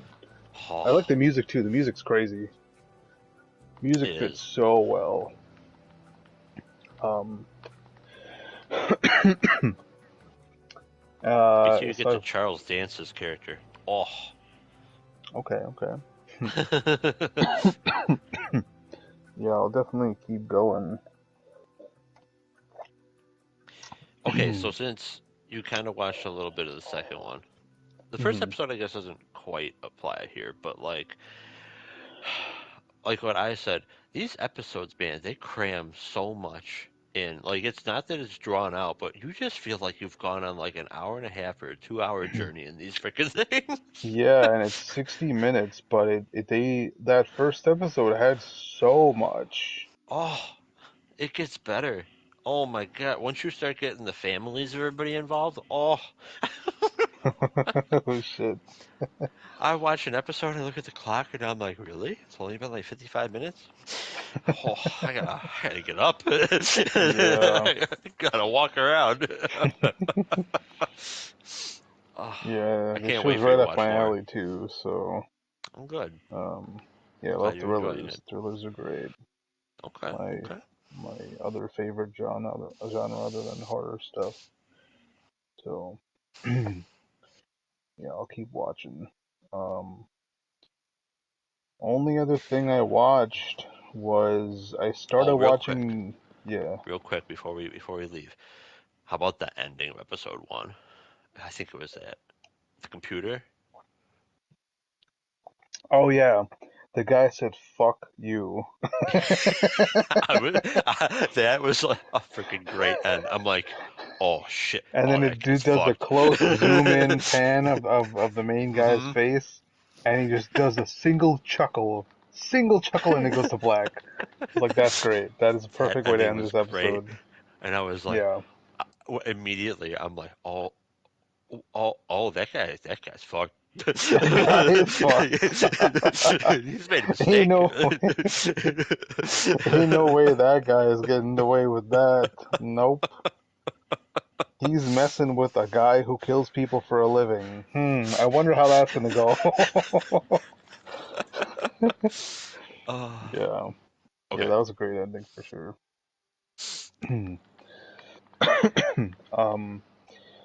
The only other thing I watched was I started The Witcher on Netflix. Never watched it before. I never played any of the games, so I'm kind of going fully blind. And there's a lot of things I don't know about this universe. So they say so many different terms in the first episode. It's kind of like rolling around in my head. But the standout moment was probably towards the end, where they do the sword fight with Geralt versus all those dudes from the bar, and what's her name,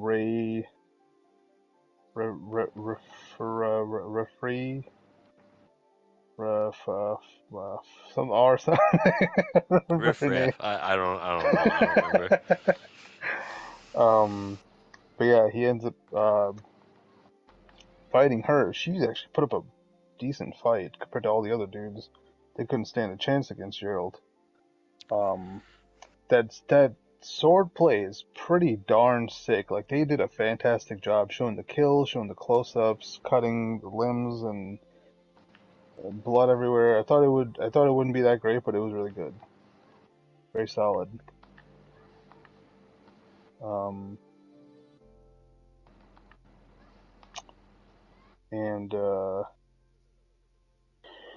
Well, the reason I was watching it, I wasn't ever planning on watching it, really. I know it was a good show, but then I also found out that they're changing Henry Cavill for the season 4. Yeah. It's kind of shit. Like, well, he left. Oh, he left. Okay. Yeah, he left because it wasn't following the story of the games or the book or anything. And the lady who runs the show apparently doesn't care about the source material and is like doing her own thing. And Henry Cavill is such a big fan of the series that he's like, the first season was good, but we've kind of strayed.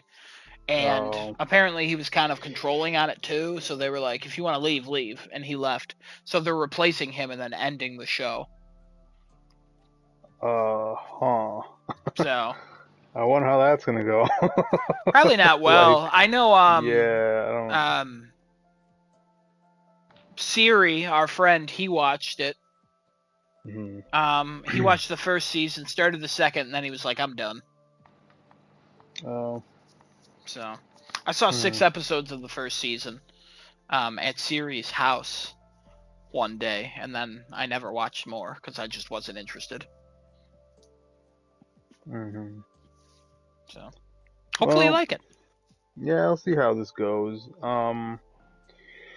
I mainly started watching because the one girl I've been talking to and hanging out with, it's one of her like favorite shows. So I got her to watch Death Note, and I am watching The Witcher. So damn. So, yeah, we're chilling. What sacrifices you both are making for each other. Sacrifice. I've never seen truer sacrifices. I don't think I've ever liked someone enough to watch Death Note or The Witcher. You know what I mean? I think if somebody was like, hey, your mom has cancer, to cure her, watch Death Note, I'd be like, guess I'll just write your name down. Goodbye. Like, it's just not happening. God. I don't care for it. I'm sorry. And like The Witcher, I'm like, nah, it's not for me. Well, she has some interest in anime too, and I am the biggest fan of Death Note on this planet. Yeah, no, that's fair. That's fair. Yeah. Good for her. Yeah, I figured it would be. Hopefully she likes it more than I ever did. So. Hopefully. But yeah, the first episode is pretty slow. It mostly, just like building up the world and stuff. But that sword fight seems pretty sick. So if there's more of that, I might like the show a lot. There's some more of that. Okay. There's that banger of a song. I don't think it's in the first episode. The toss a coin to your Witcher. Oh, I don't think I. Oh, you'll know. I bet she's a fan. So Dolly Parton, she'll probably be a fan. So. Yeah.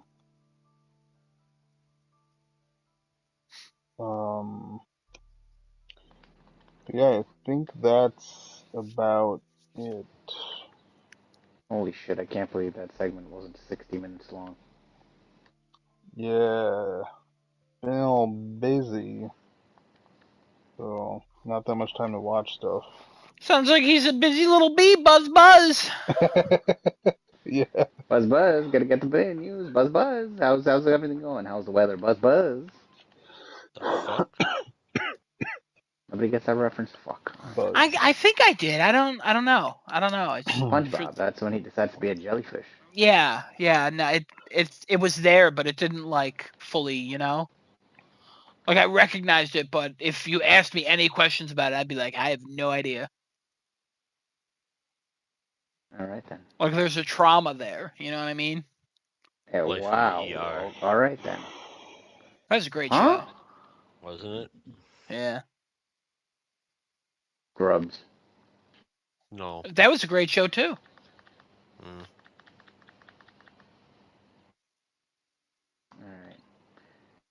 All right, we got anything else we want to talk about here? Yeah, I got something. I've been playing the Portal. I talked about it last week, what I was going to do this week. So Portal updates. Still getting a kick out of that thing, I tell you what. As you all know, it got updated to do the cloud streaming. I opted into that beta. I've played maybe like an hour or so of Uncharted: The Lost Legacy collection or whatever. Just kind of replaying some missions to see how the controls are. While cloud streaming directly, like on PS5 servers, not just from my PS5. So I did some at my home, in my bed, in the comfort of my own bed, just playing on the Portal, and I thought it controlled quite well, but it is noticeable. You do notice a little bit of delay in the like the controls a little bit. I did the if you've played The Lost Legacy with Chloe and Nadine, I did the vehicle section where you're chasing after the train, and then I did the train section. You're chasing after the vehicle? Technically, the train is a vehicle, so yeah. Oh. So yeah, you're in a car, you're in like a Jeep, and you're chasing after the train. And then you get on the train, and then you're running up the train. It's basically the end of the game. It's a really cool sequence. It's a big reference to Uncharted 2, or a big nod to Uncharted 2 with the train sequence. And honestly, it's just on a next gen system, and it just looks incredible. And it plays. I mean, it still plays quite well. Again, a little bit of a difference, a little bit of a delay. I mean, in regards to like the vehicle section kind of sucked. Like as you're driving that truck, like you're like, I got to turn maybe a quarter of a second earlier than you would think you have to, like to dodge objects. So I got through it, but my vehicle was more damaged than if I was playing at home, like on my console. And then I took it to my sister's house, and I also tried the streaming there. Even though you don't need the console, I just wanted to see what it was like on somebody else's Wi-Fi. Her internet is Verizon Fios, but her speeds are slow as shit. I think something's wrong with her internet, because it still looked great, and I was showing my dad, like, oh, look at this thing I have. And when I said a quarter of a second when I was at home, it was about maybe 3/4 of a second you've had to react earlier to, which is almost impossible. So there was a lot of crashing and stuff. I was still able to complete that section, but it was much more difficult. So her internet speed, though, it kept saying that it was great. Like, it kept saying that she had, like, I don't know, 160 download or something like that. And like 24 upload. Her upload was kind of trash, but whatever. But it just wasn't. It just did not perform well. Even though I don't need my PlayStation 5 for the cloud beta streaming. Was she using her own router, or was she using the supplied? She's using the Verizon Fios supplied one, but she should still be getting a higher speed. There was a point like a couple months ago where one of her dogs chewed through the cord and like took out her internet, and there was a tech came and restored her internet, but I still think there's issues. Like, I don't think it was fully resolved, but she doesn't use her internet all that often. Like, she doesn't use it enough to notice that she's not getting enough speed. Like, if I'm honest, she probably needs like 50 megabytes for upload and download. It's definitely a combination of whatever the dog did and the router, because Verizon's routers are absolutely trash, as is any supplied vendor router, because their routers are meant to be that way on purpose, so that you never get your full proper speeds. I have a Spectrum router, and I get the full proper speeds, and they've recently increased my speed, and I get as advertised, which is great. So. Because I had a Verizon supplied router, and until I used my own router, I was getting shitty ass speeds. Well, I will say also, hers worked like some years ago. Like when she first got Fios, it worked great. I feel like it's gotten slower over the years, so her router just might be old. And the cord issue, it could be any number of things going on with hers, but whatever, doesn't really matter. And then like I said, I was going to take my Portal to her house to try the streaming on my PS5. I'll tell you, it did not work. It did not work at all. And I was like, what the hell? And then I went on Reddit and I was looking at stuff, and they're like, put it in airplane mode, take it off airplane mode, reconnect to the Wi-Fi. And I literally went to the settings, turned airplane mode on for like 5 seconds, turned it off. The internet automatically connected back. I hit X to connect to my PlayStation 5, and then I had perfect streaming. And I was like, oh, okay, cool. And I forgot that I did that the first day I got it too, because after I tested my internet and it didn't work all that well, and then after I made the adjustments, I had to do the airplane mode thing again. But it's such a quick fix. I mean, it sucks you have to do that, but it's such a quick fix. It's so nice. But then I was playing Horizon Zero Dawn Remastered for like 20 minutes because I was hanging out with my dad and I don't want to game for too much. But it worked flawlessly. It's like I was sitting at home on my Portal. And I played my Portal for maybe like 2 hours yesterday as I was doing my laundry. Just sitting out in my living room talking to my mom, playing Horizon Zero Dawn Remastered, like some of the side quests, because I don't want to do any of the main quests on the Portal because I want the TV experience for that. That's just a personal thing. But I was just knocking out the side quest, trying to get all the allies and stuff for the what's it called? The one trophy to have all your allies join at the fight at the end. And I'm loving that aspect of the Portal. Just going in for like 20, 30 minutes playing and then stopping. But then when I played for about 2 hours, battery went down from 99% down to 62 or something like that. Like it wasn't as bad as I thought it would be. And there was a point where I like paused and had to like change my laundry, and then I was making dinner at the same time too. So it's probably like an hour and 40 minutes of use, but in a 2-hour window, and it lasted a lot longer than I thought it would.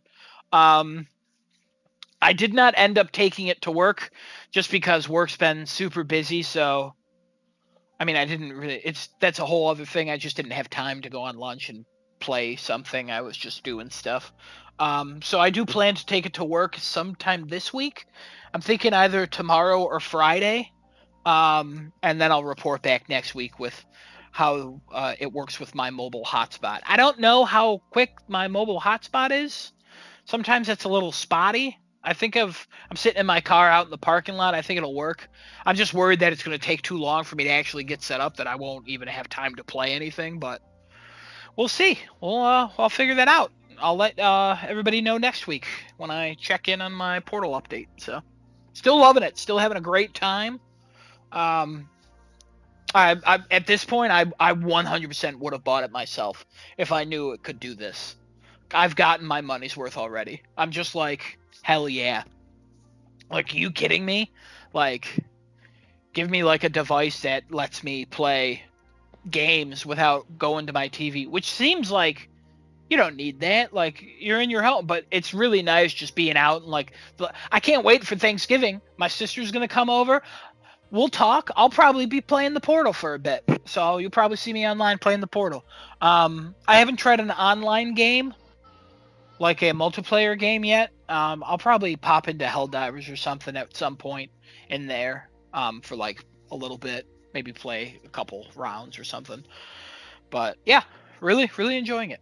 So that's it. Nice. We appreciate the feedback. Mm-hmm.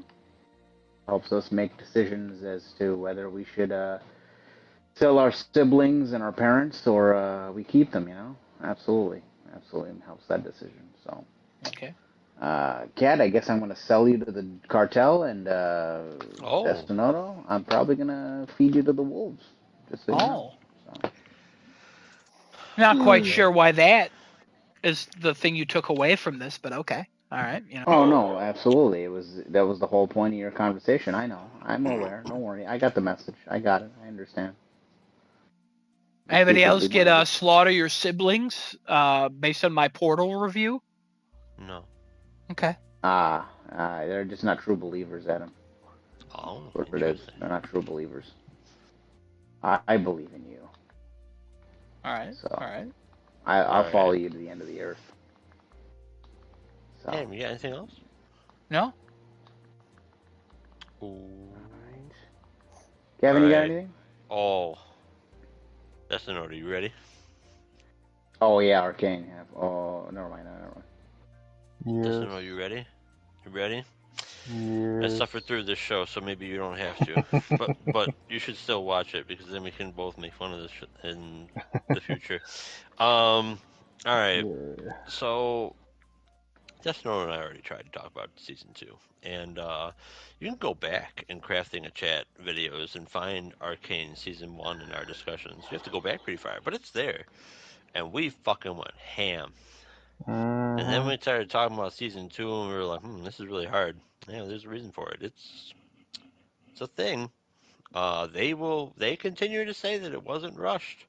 They continue to say that, oh no, season 2, that was our plan. Ooh, I don't know about that. But we'll give them the benefit of the doubt. Really, why they did what they did? It's probably so that Riot can try to make more money off this. Because there's tweets from showrunner Christopher Linka that Linka, I don't know, that like he talks about how fans wanted like more champions in it, but like he didn't want to put like too many in. And really, all we got in season 2 were just characters we've never even seen before, even in the video game. They just don't exist. And those characters just appear out of nowhere. We're supposedly supposed to just know who they are, or they'll just be like, "Hey, look, a new character. We're gonna make them start to seem like it's gonna be a thing, and then kill it immediately." I'm pretty sure there were no new champions that are actually within the game. Can't count Ambessa because she came out like in line with the show. I'm pretty sure there were no new ones in all of season 2. Just another spoilers. Sorry. So, really the big thing. So I watched season 2, finished it up, cool, and I was like, wow. I could give two shits about how this ended. We'll get there in a second.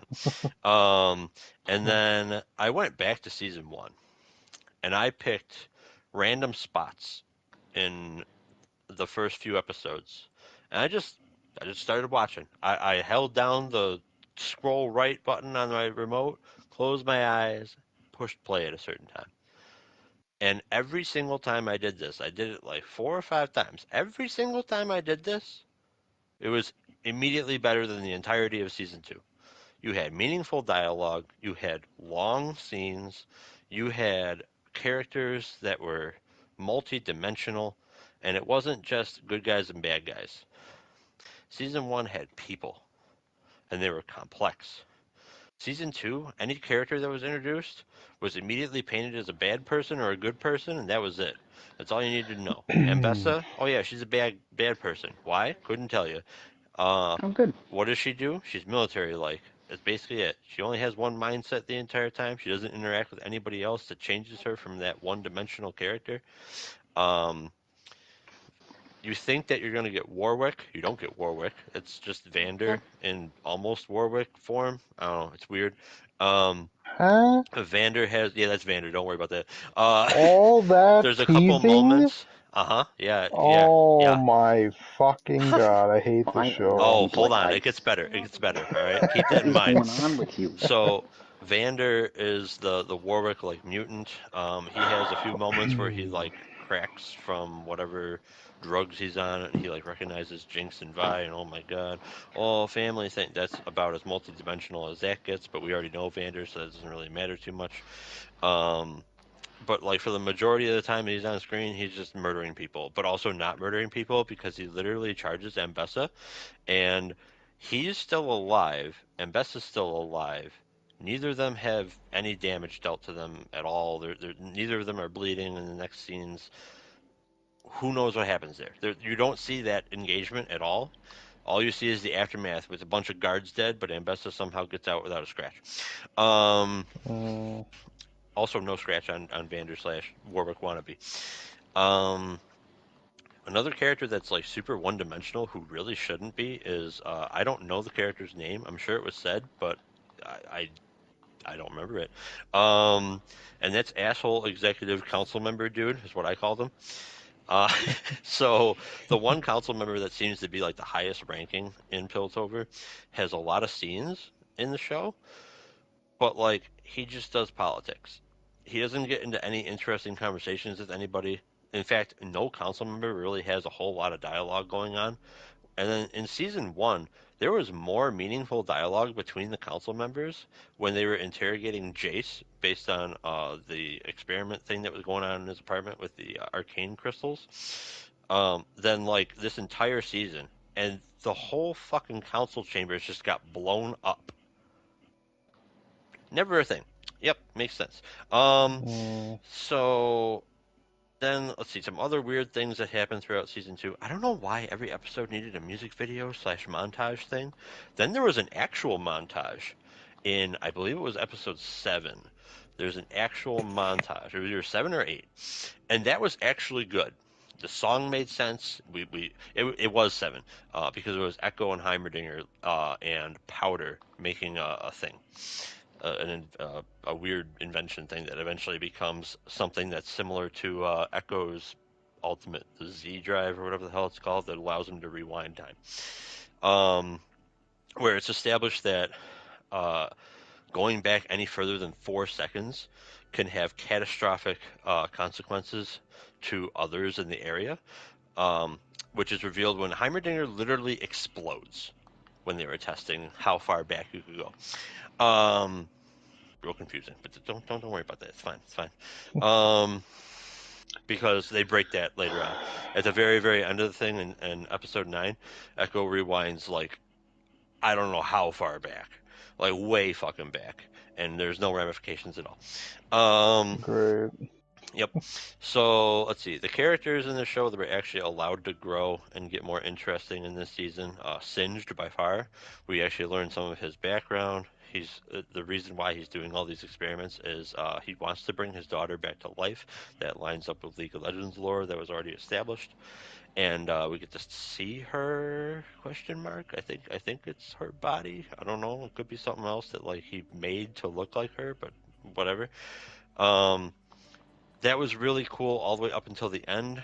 At the very, very end, there's a little teaser for what like champions to expect next, and I guess Singed makes Orianna to take the place of like his daughter. I don't know. I don't think that's lore, but that's what they showed. And let's see, Caitlyn gets expanded on.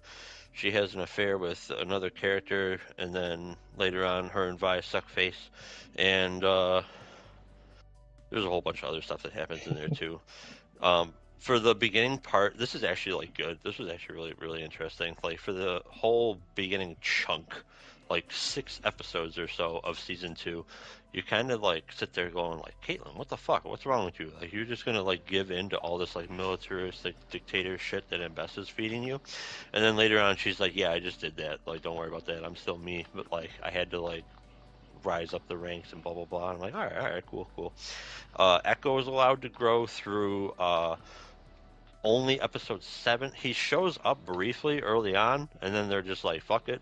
And then he comes back in episode 7, where there's a whole episode centered around him, where he and Heimerdinger, after messing around with the Hex Gate from episode like 2 or 3, wherever the hell they're introduced for all of like 7 minutes, well, I shouldn't say introduced, they were in the first season, but like they are on screen for like 7 minutes and then ignored for 5 episodes or so.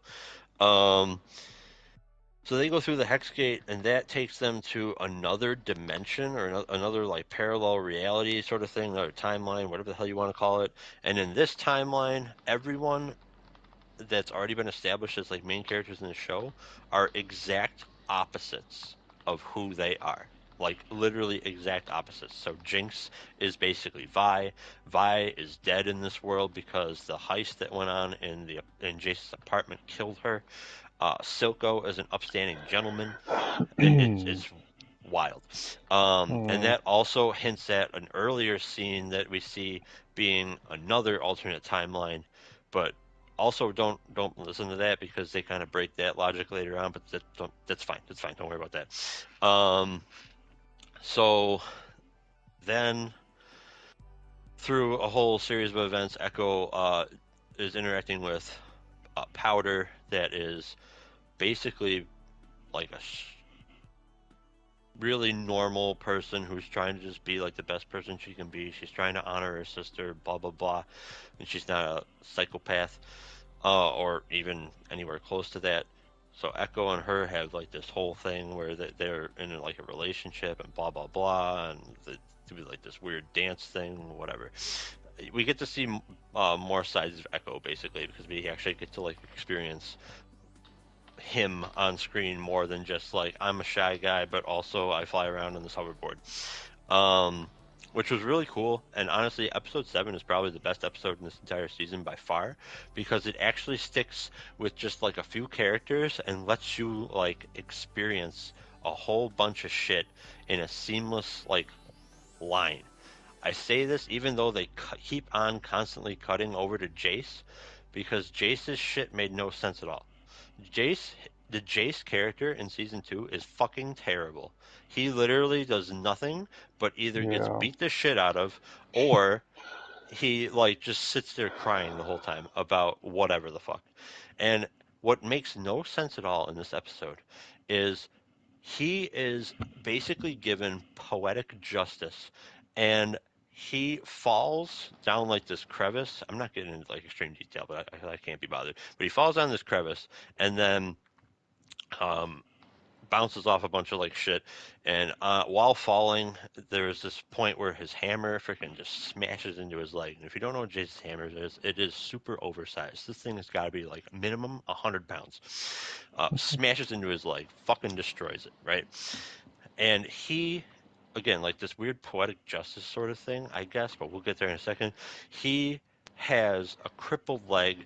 He's hobbling around on a cane. He's hard at breathing, just like Victor. And you're like, oh, yeah, okay, sure.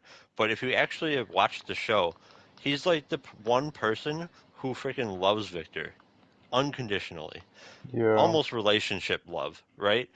I mean, you could even say that they are in one. I mean, it wouldn't be like unjustified. There's a lot of evidence that say that they at least would like, there's tension there at the very least. But anyway, I don't know why they chose to like specifically injure him and focus on these injuries he's sustaining to be like, look, now he's like Victor. It's like, okay, but why?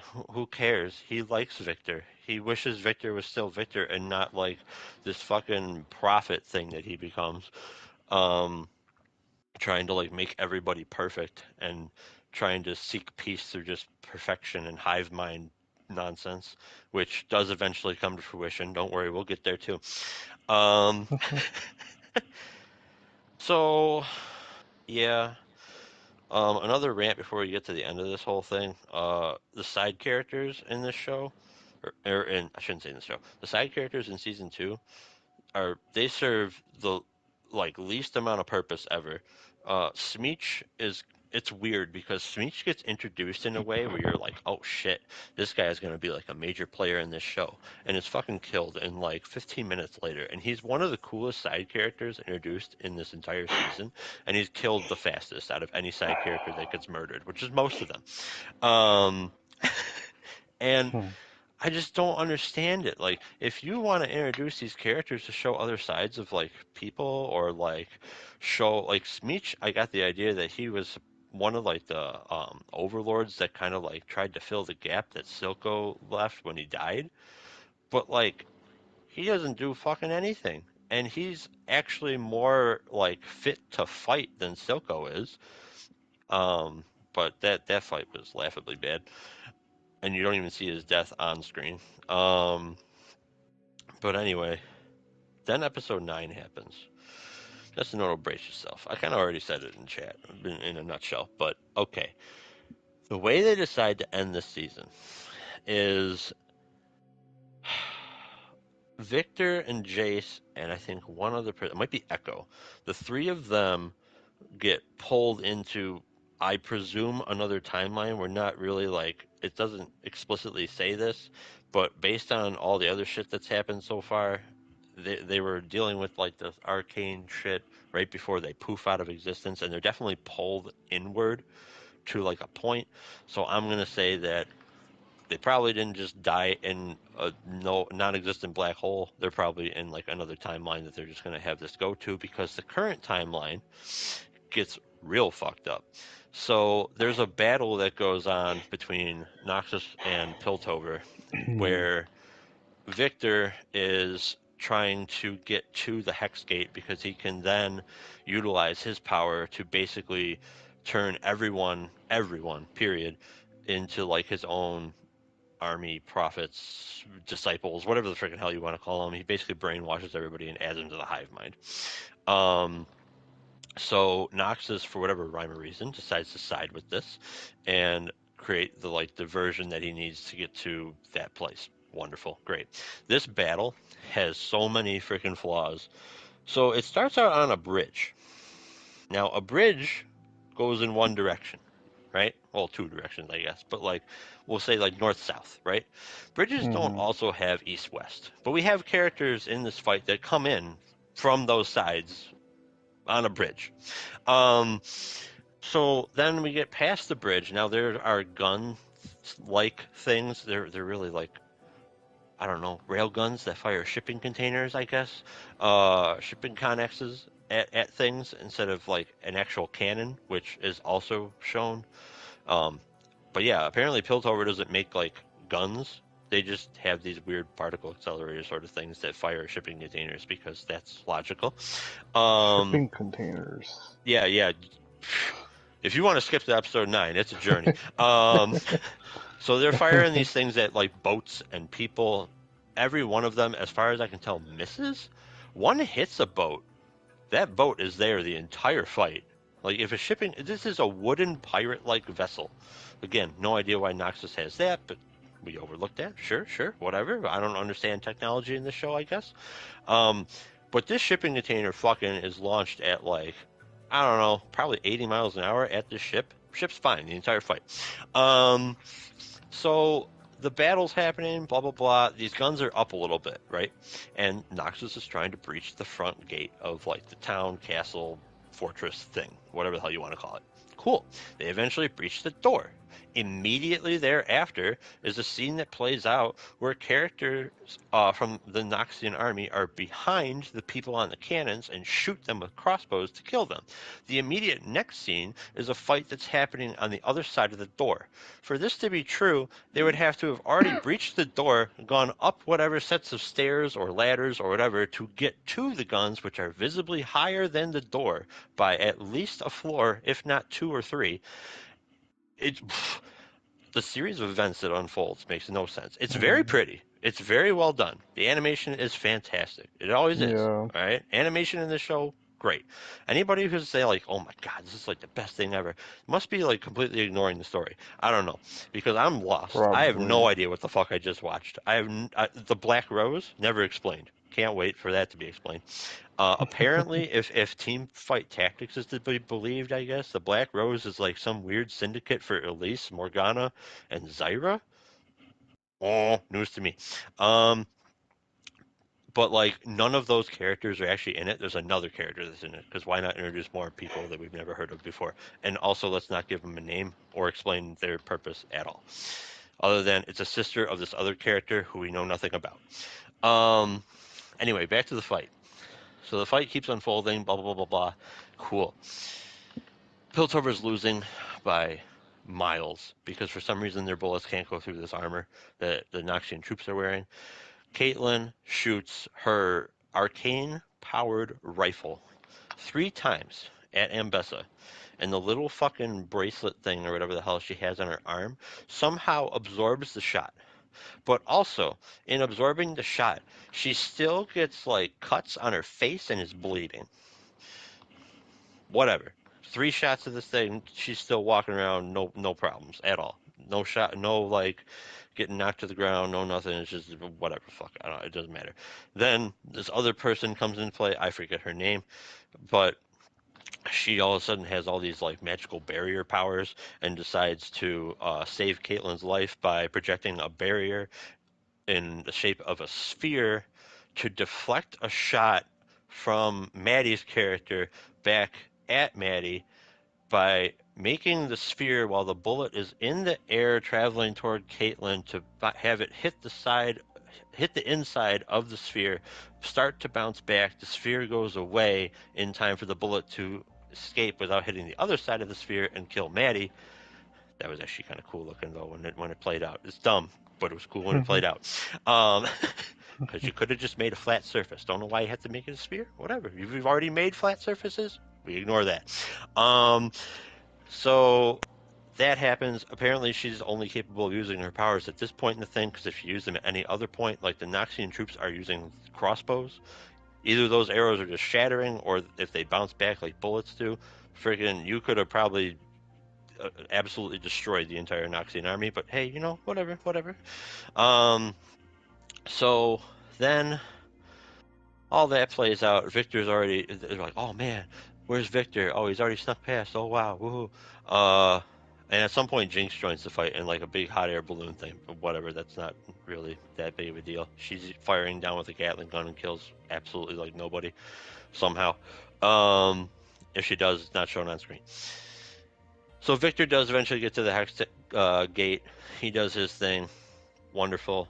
So everybody is getting controlled by Victor, and then through this weird series of events with Jace like entering the realm of the arcane where Victor resides, and he can like see all like the bodies of light where like people are standing and how they're like tethered to Victor's like hive mind shit.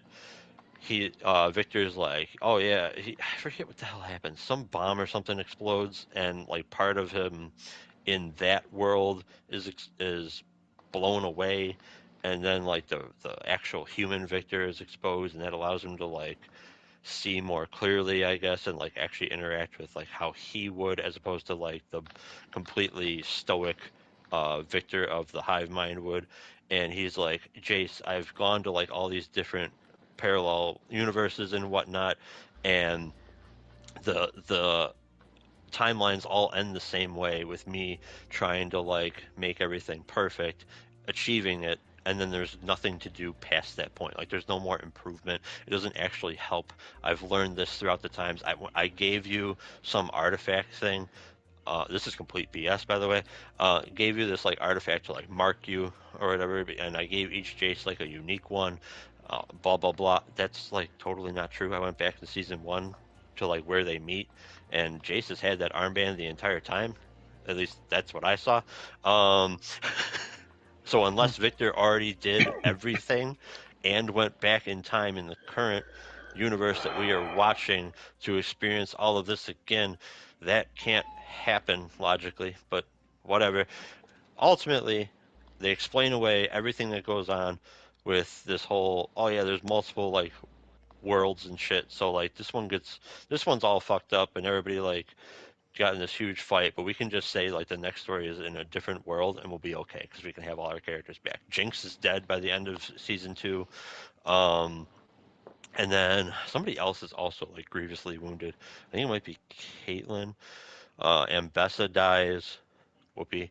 I don't remember what else happens to characters, but there's like a whole bunch of shit that like happens, and I'm just like, I probably should be like feeling something right now, but I don't, because you literally just said like, oh, there's all these other worlds, so nothing that happens right now fucking matters, because if you just make another show, you can pick up any point and be like, yeah, here's another world. And at the very, very end, they tease Oriana and Swain. Woohoo! I would love to see Swain, but I just don't care anymore. Season 2 was so bad. This ending was a mess. And for them to keep on coming out and telling people who are like, wow, season 2 felt really rushed, because they're right. It is really rushed, especially when you compare it directly to season 1, where we spend like an insane amount of time with the few characters that you've had. And really all anybody wanted you to do was just continue to write like that and introduce more characters, but that costs money and time, and we can't have that in this world. Like, just keep saying, oh no, this is our plan. It wasn't rushed. This was our plan. It's like, oh, it's such a mess though. How could this, if this was your plan, what happened here? But anyway, my rant's done. Justin, I don't know if you have anything to add. Based on your experience through like half of it.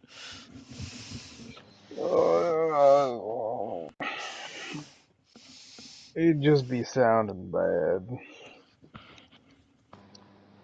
lot of people really like it. Yeah, I just saw something on IMDb with the full season scoring being like the only series to have a 9+ for every episode. Apparently, I don't know if that's changed since that tweet came out, but I saw that too, and I was like, "Am I watching the what? wrong show? Because this isn't that good." No, it's definitely not better than season 1, and Season 1 was yeah.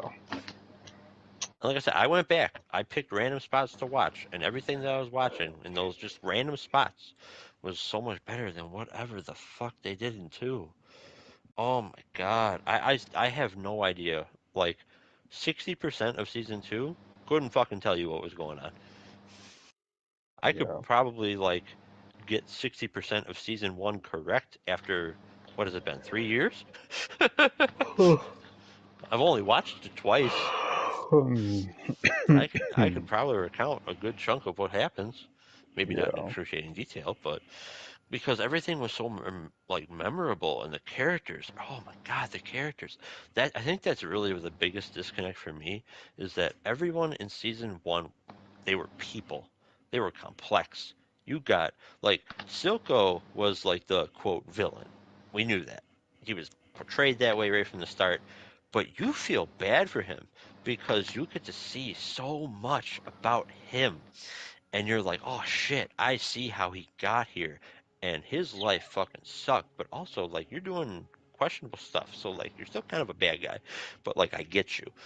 Season 2, the people who are bad are just run of the mill bad people. The people who are good are run of the mill good people. And then the characters we've grown to love, not a whole lot of them really get expanded on. And the ones that do get expanded on, it's either done in real quick bursts or you have Echo's arc in episode 7, which is easily the best thing in season 2.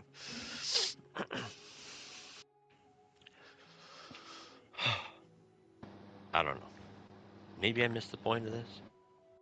Maybe it just wasn't for me. Nah. Their direction just changed so much. Crazy.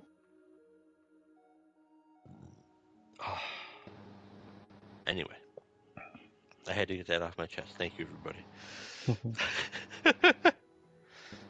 Anybody got anything else? I'm not going to talk about Bizarre today. No, I think we're done essentially.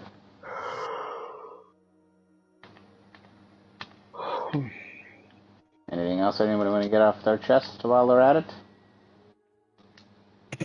No? Okay. No.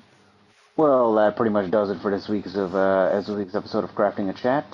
Thank you everybody for joining, and thank you for tuning in as always. Catch us next week, same time, same place. Or, like I mentioned before, we're gonna have the review of Moana 2. Oh shit! I don't know how the fuck I just died on that without fucking stupid. Ow. What the fuck am I trying to say here? Fucking stupid ass horse die. Alright, cool. Real quick, just a note. Since you Yeah. like the Day of the Jackal, I don't remember if I told you this or not, or if I said it on podcast. So when this dropped 2 Thursdays ago, I believe it was. Yeah. 5 episodes came out, and then there's going to be one every Thursday until it hits 10 episodes. So you've got time to catch up. We can talk about the entire thing together. All right? Cool. Yeah. Okay, continue. You can catch us weekly on twitch.tv/craftingachat, youtube.com/starting2lit with 2 R's. And we shall see you next week on Crafting a Chat. Take care, everybody. Have a nice night. There was a weird pause there. I was like, are we going to see him next week? It was a weird pause. Oh, no. Is something going to happen? Oh, next Tuesday is the 3rd. So. What's that mean? If there's a PlayStation show or PlayStation announcements are rumored for the 3rd. I doubt it, but we'll have reactions, I guess.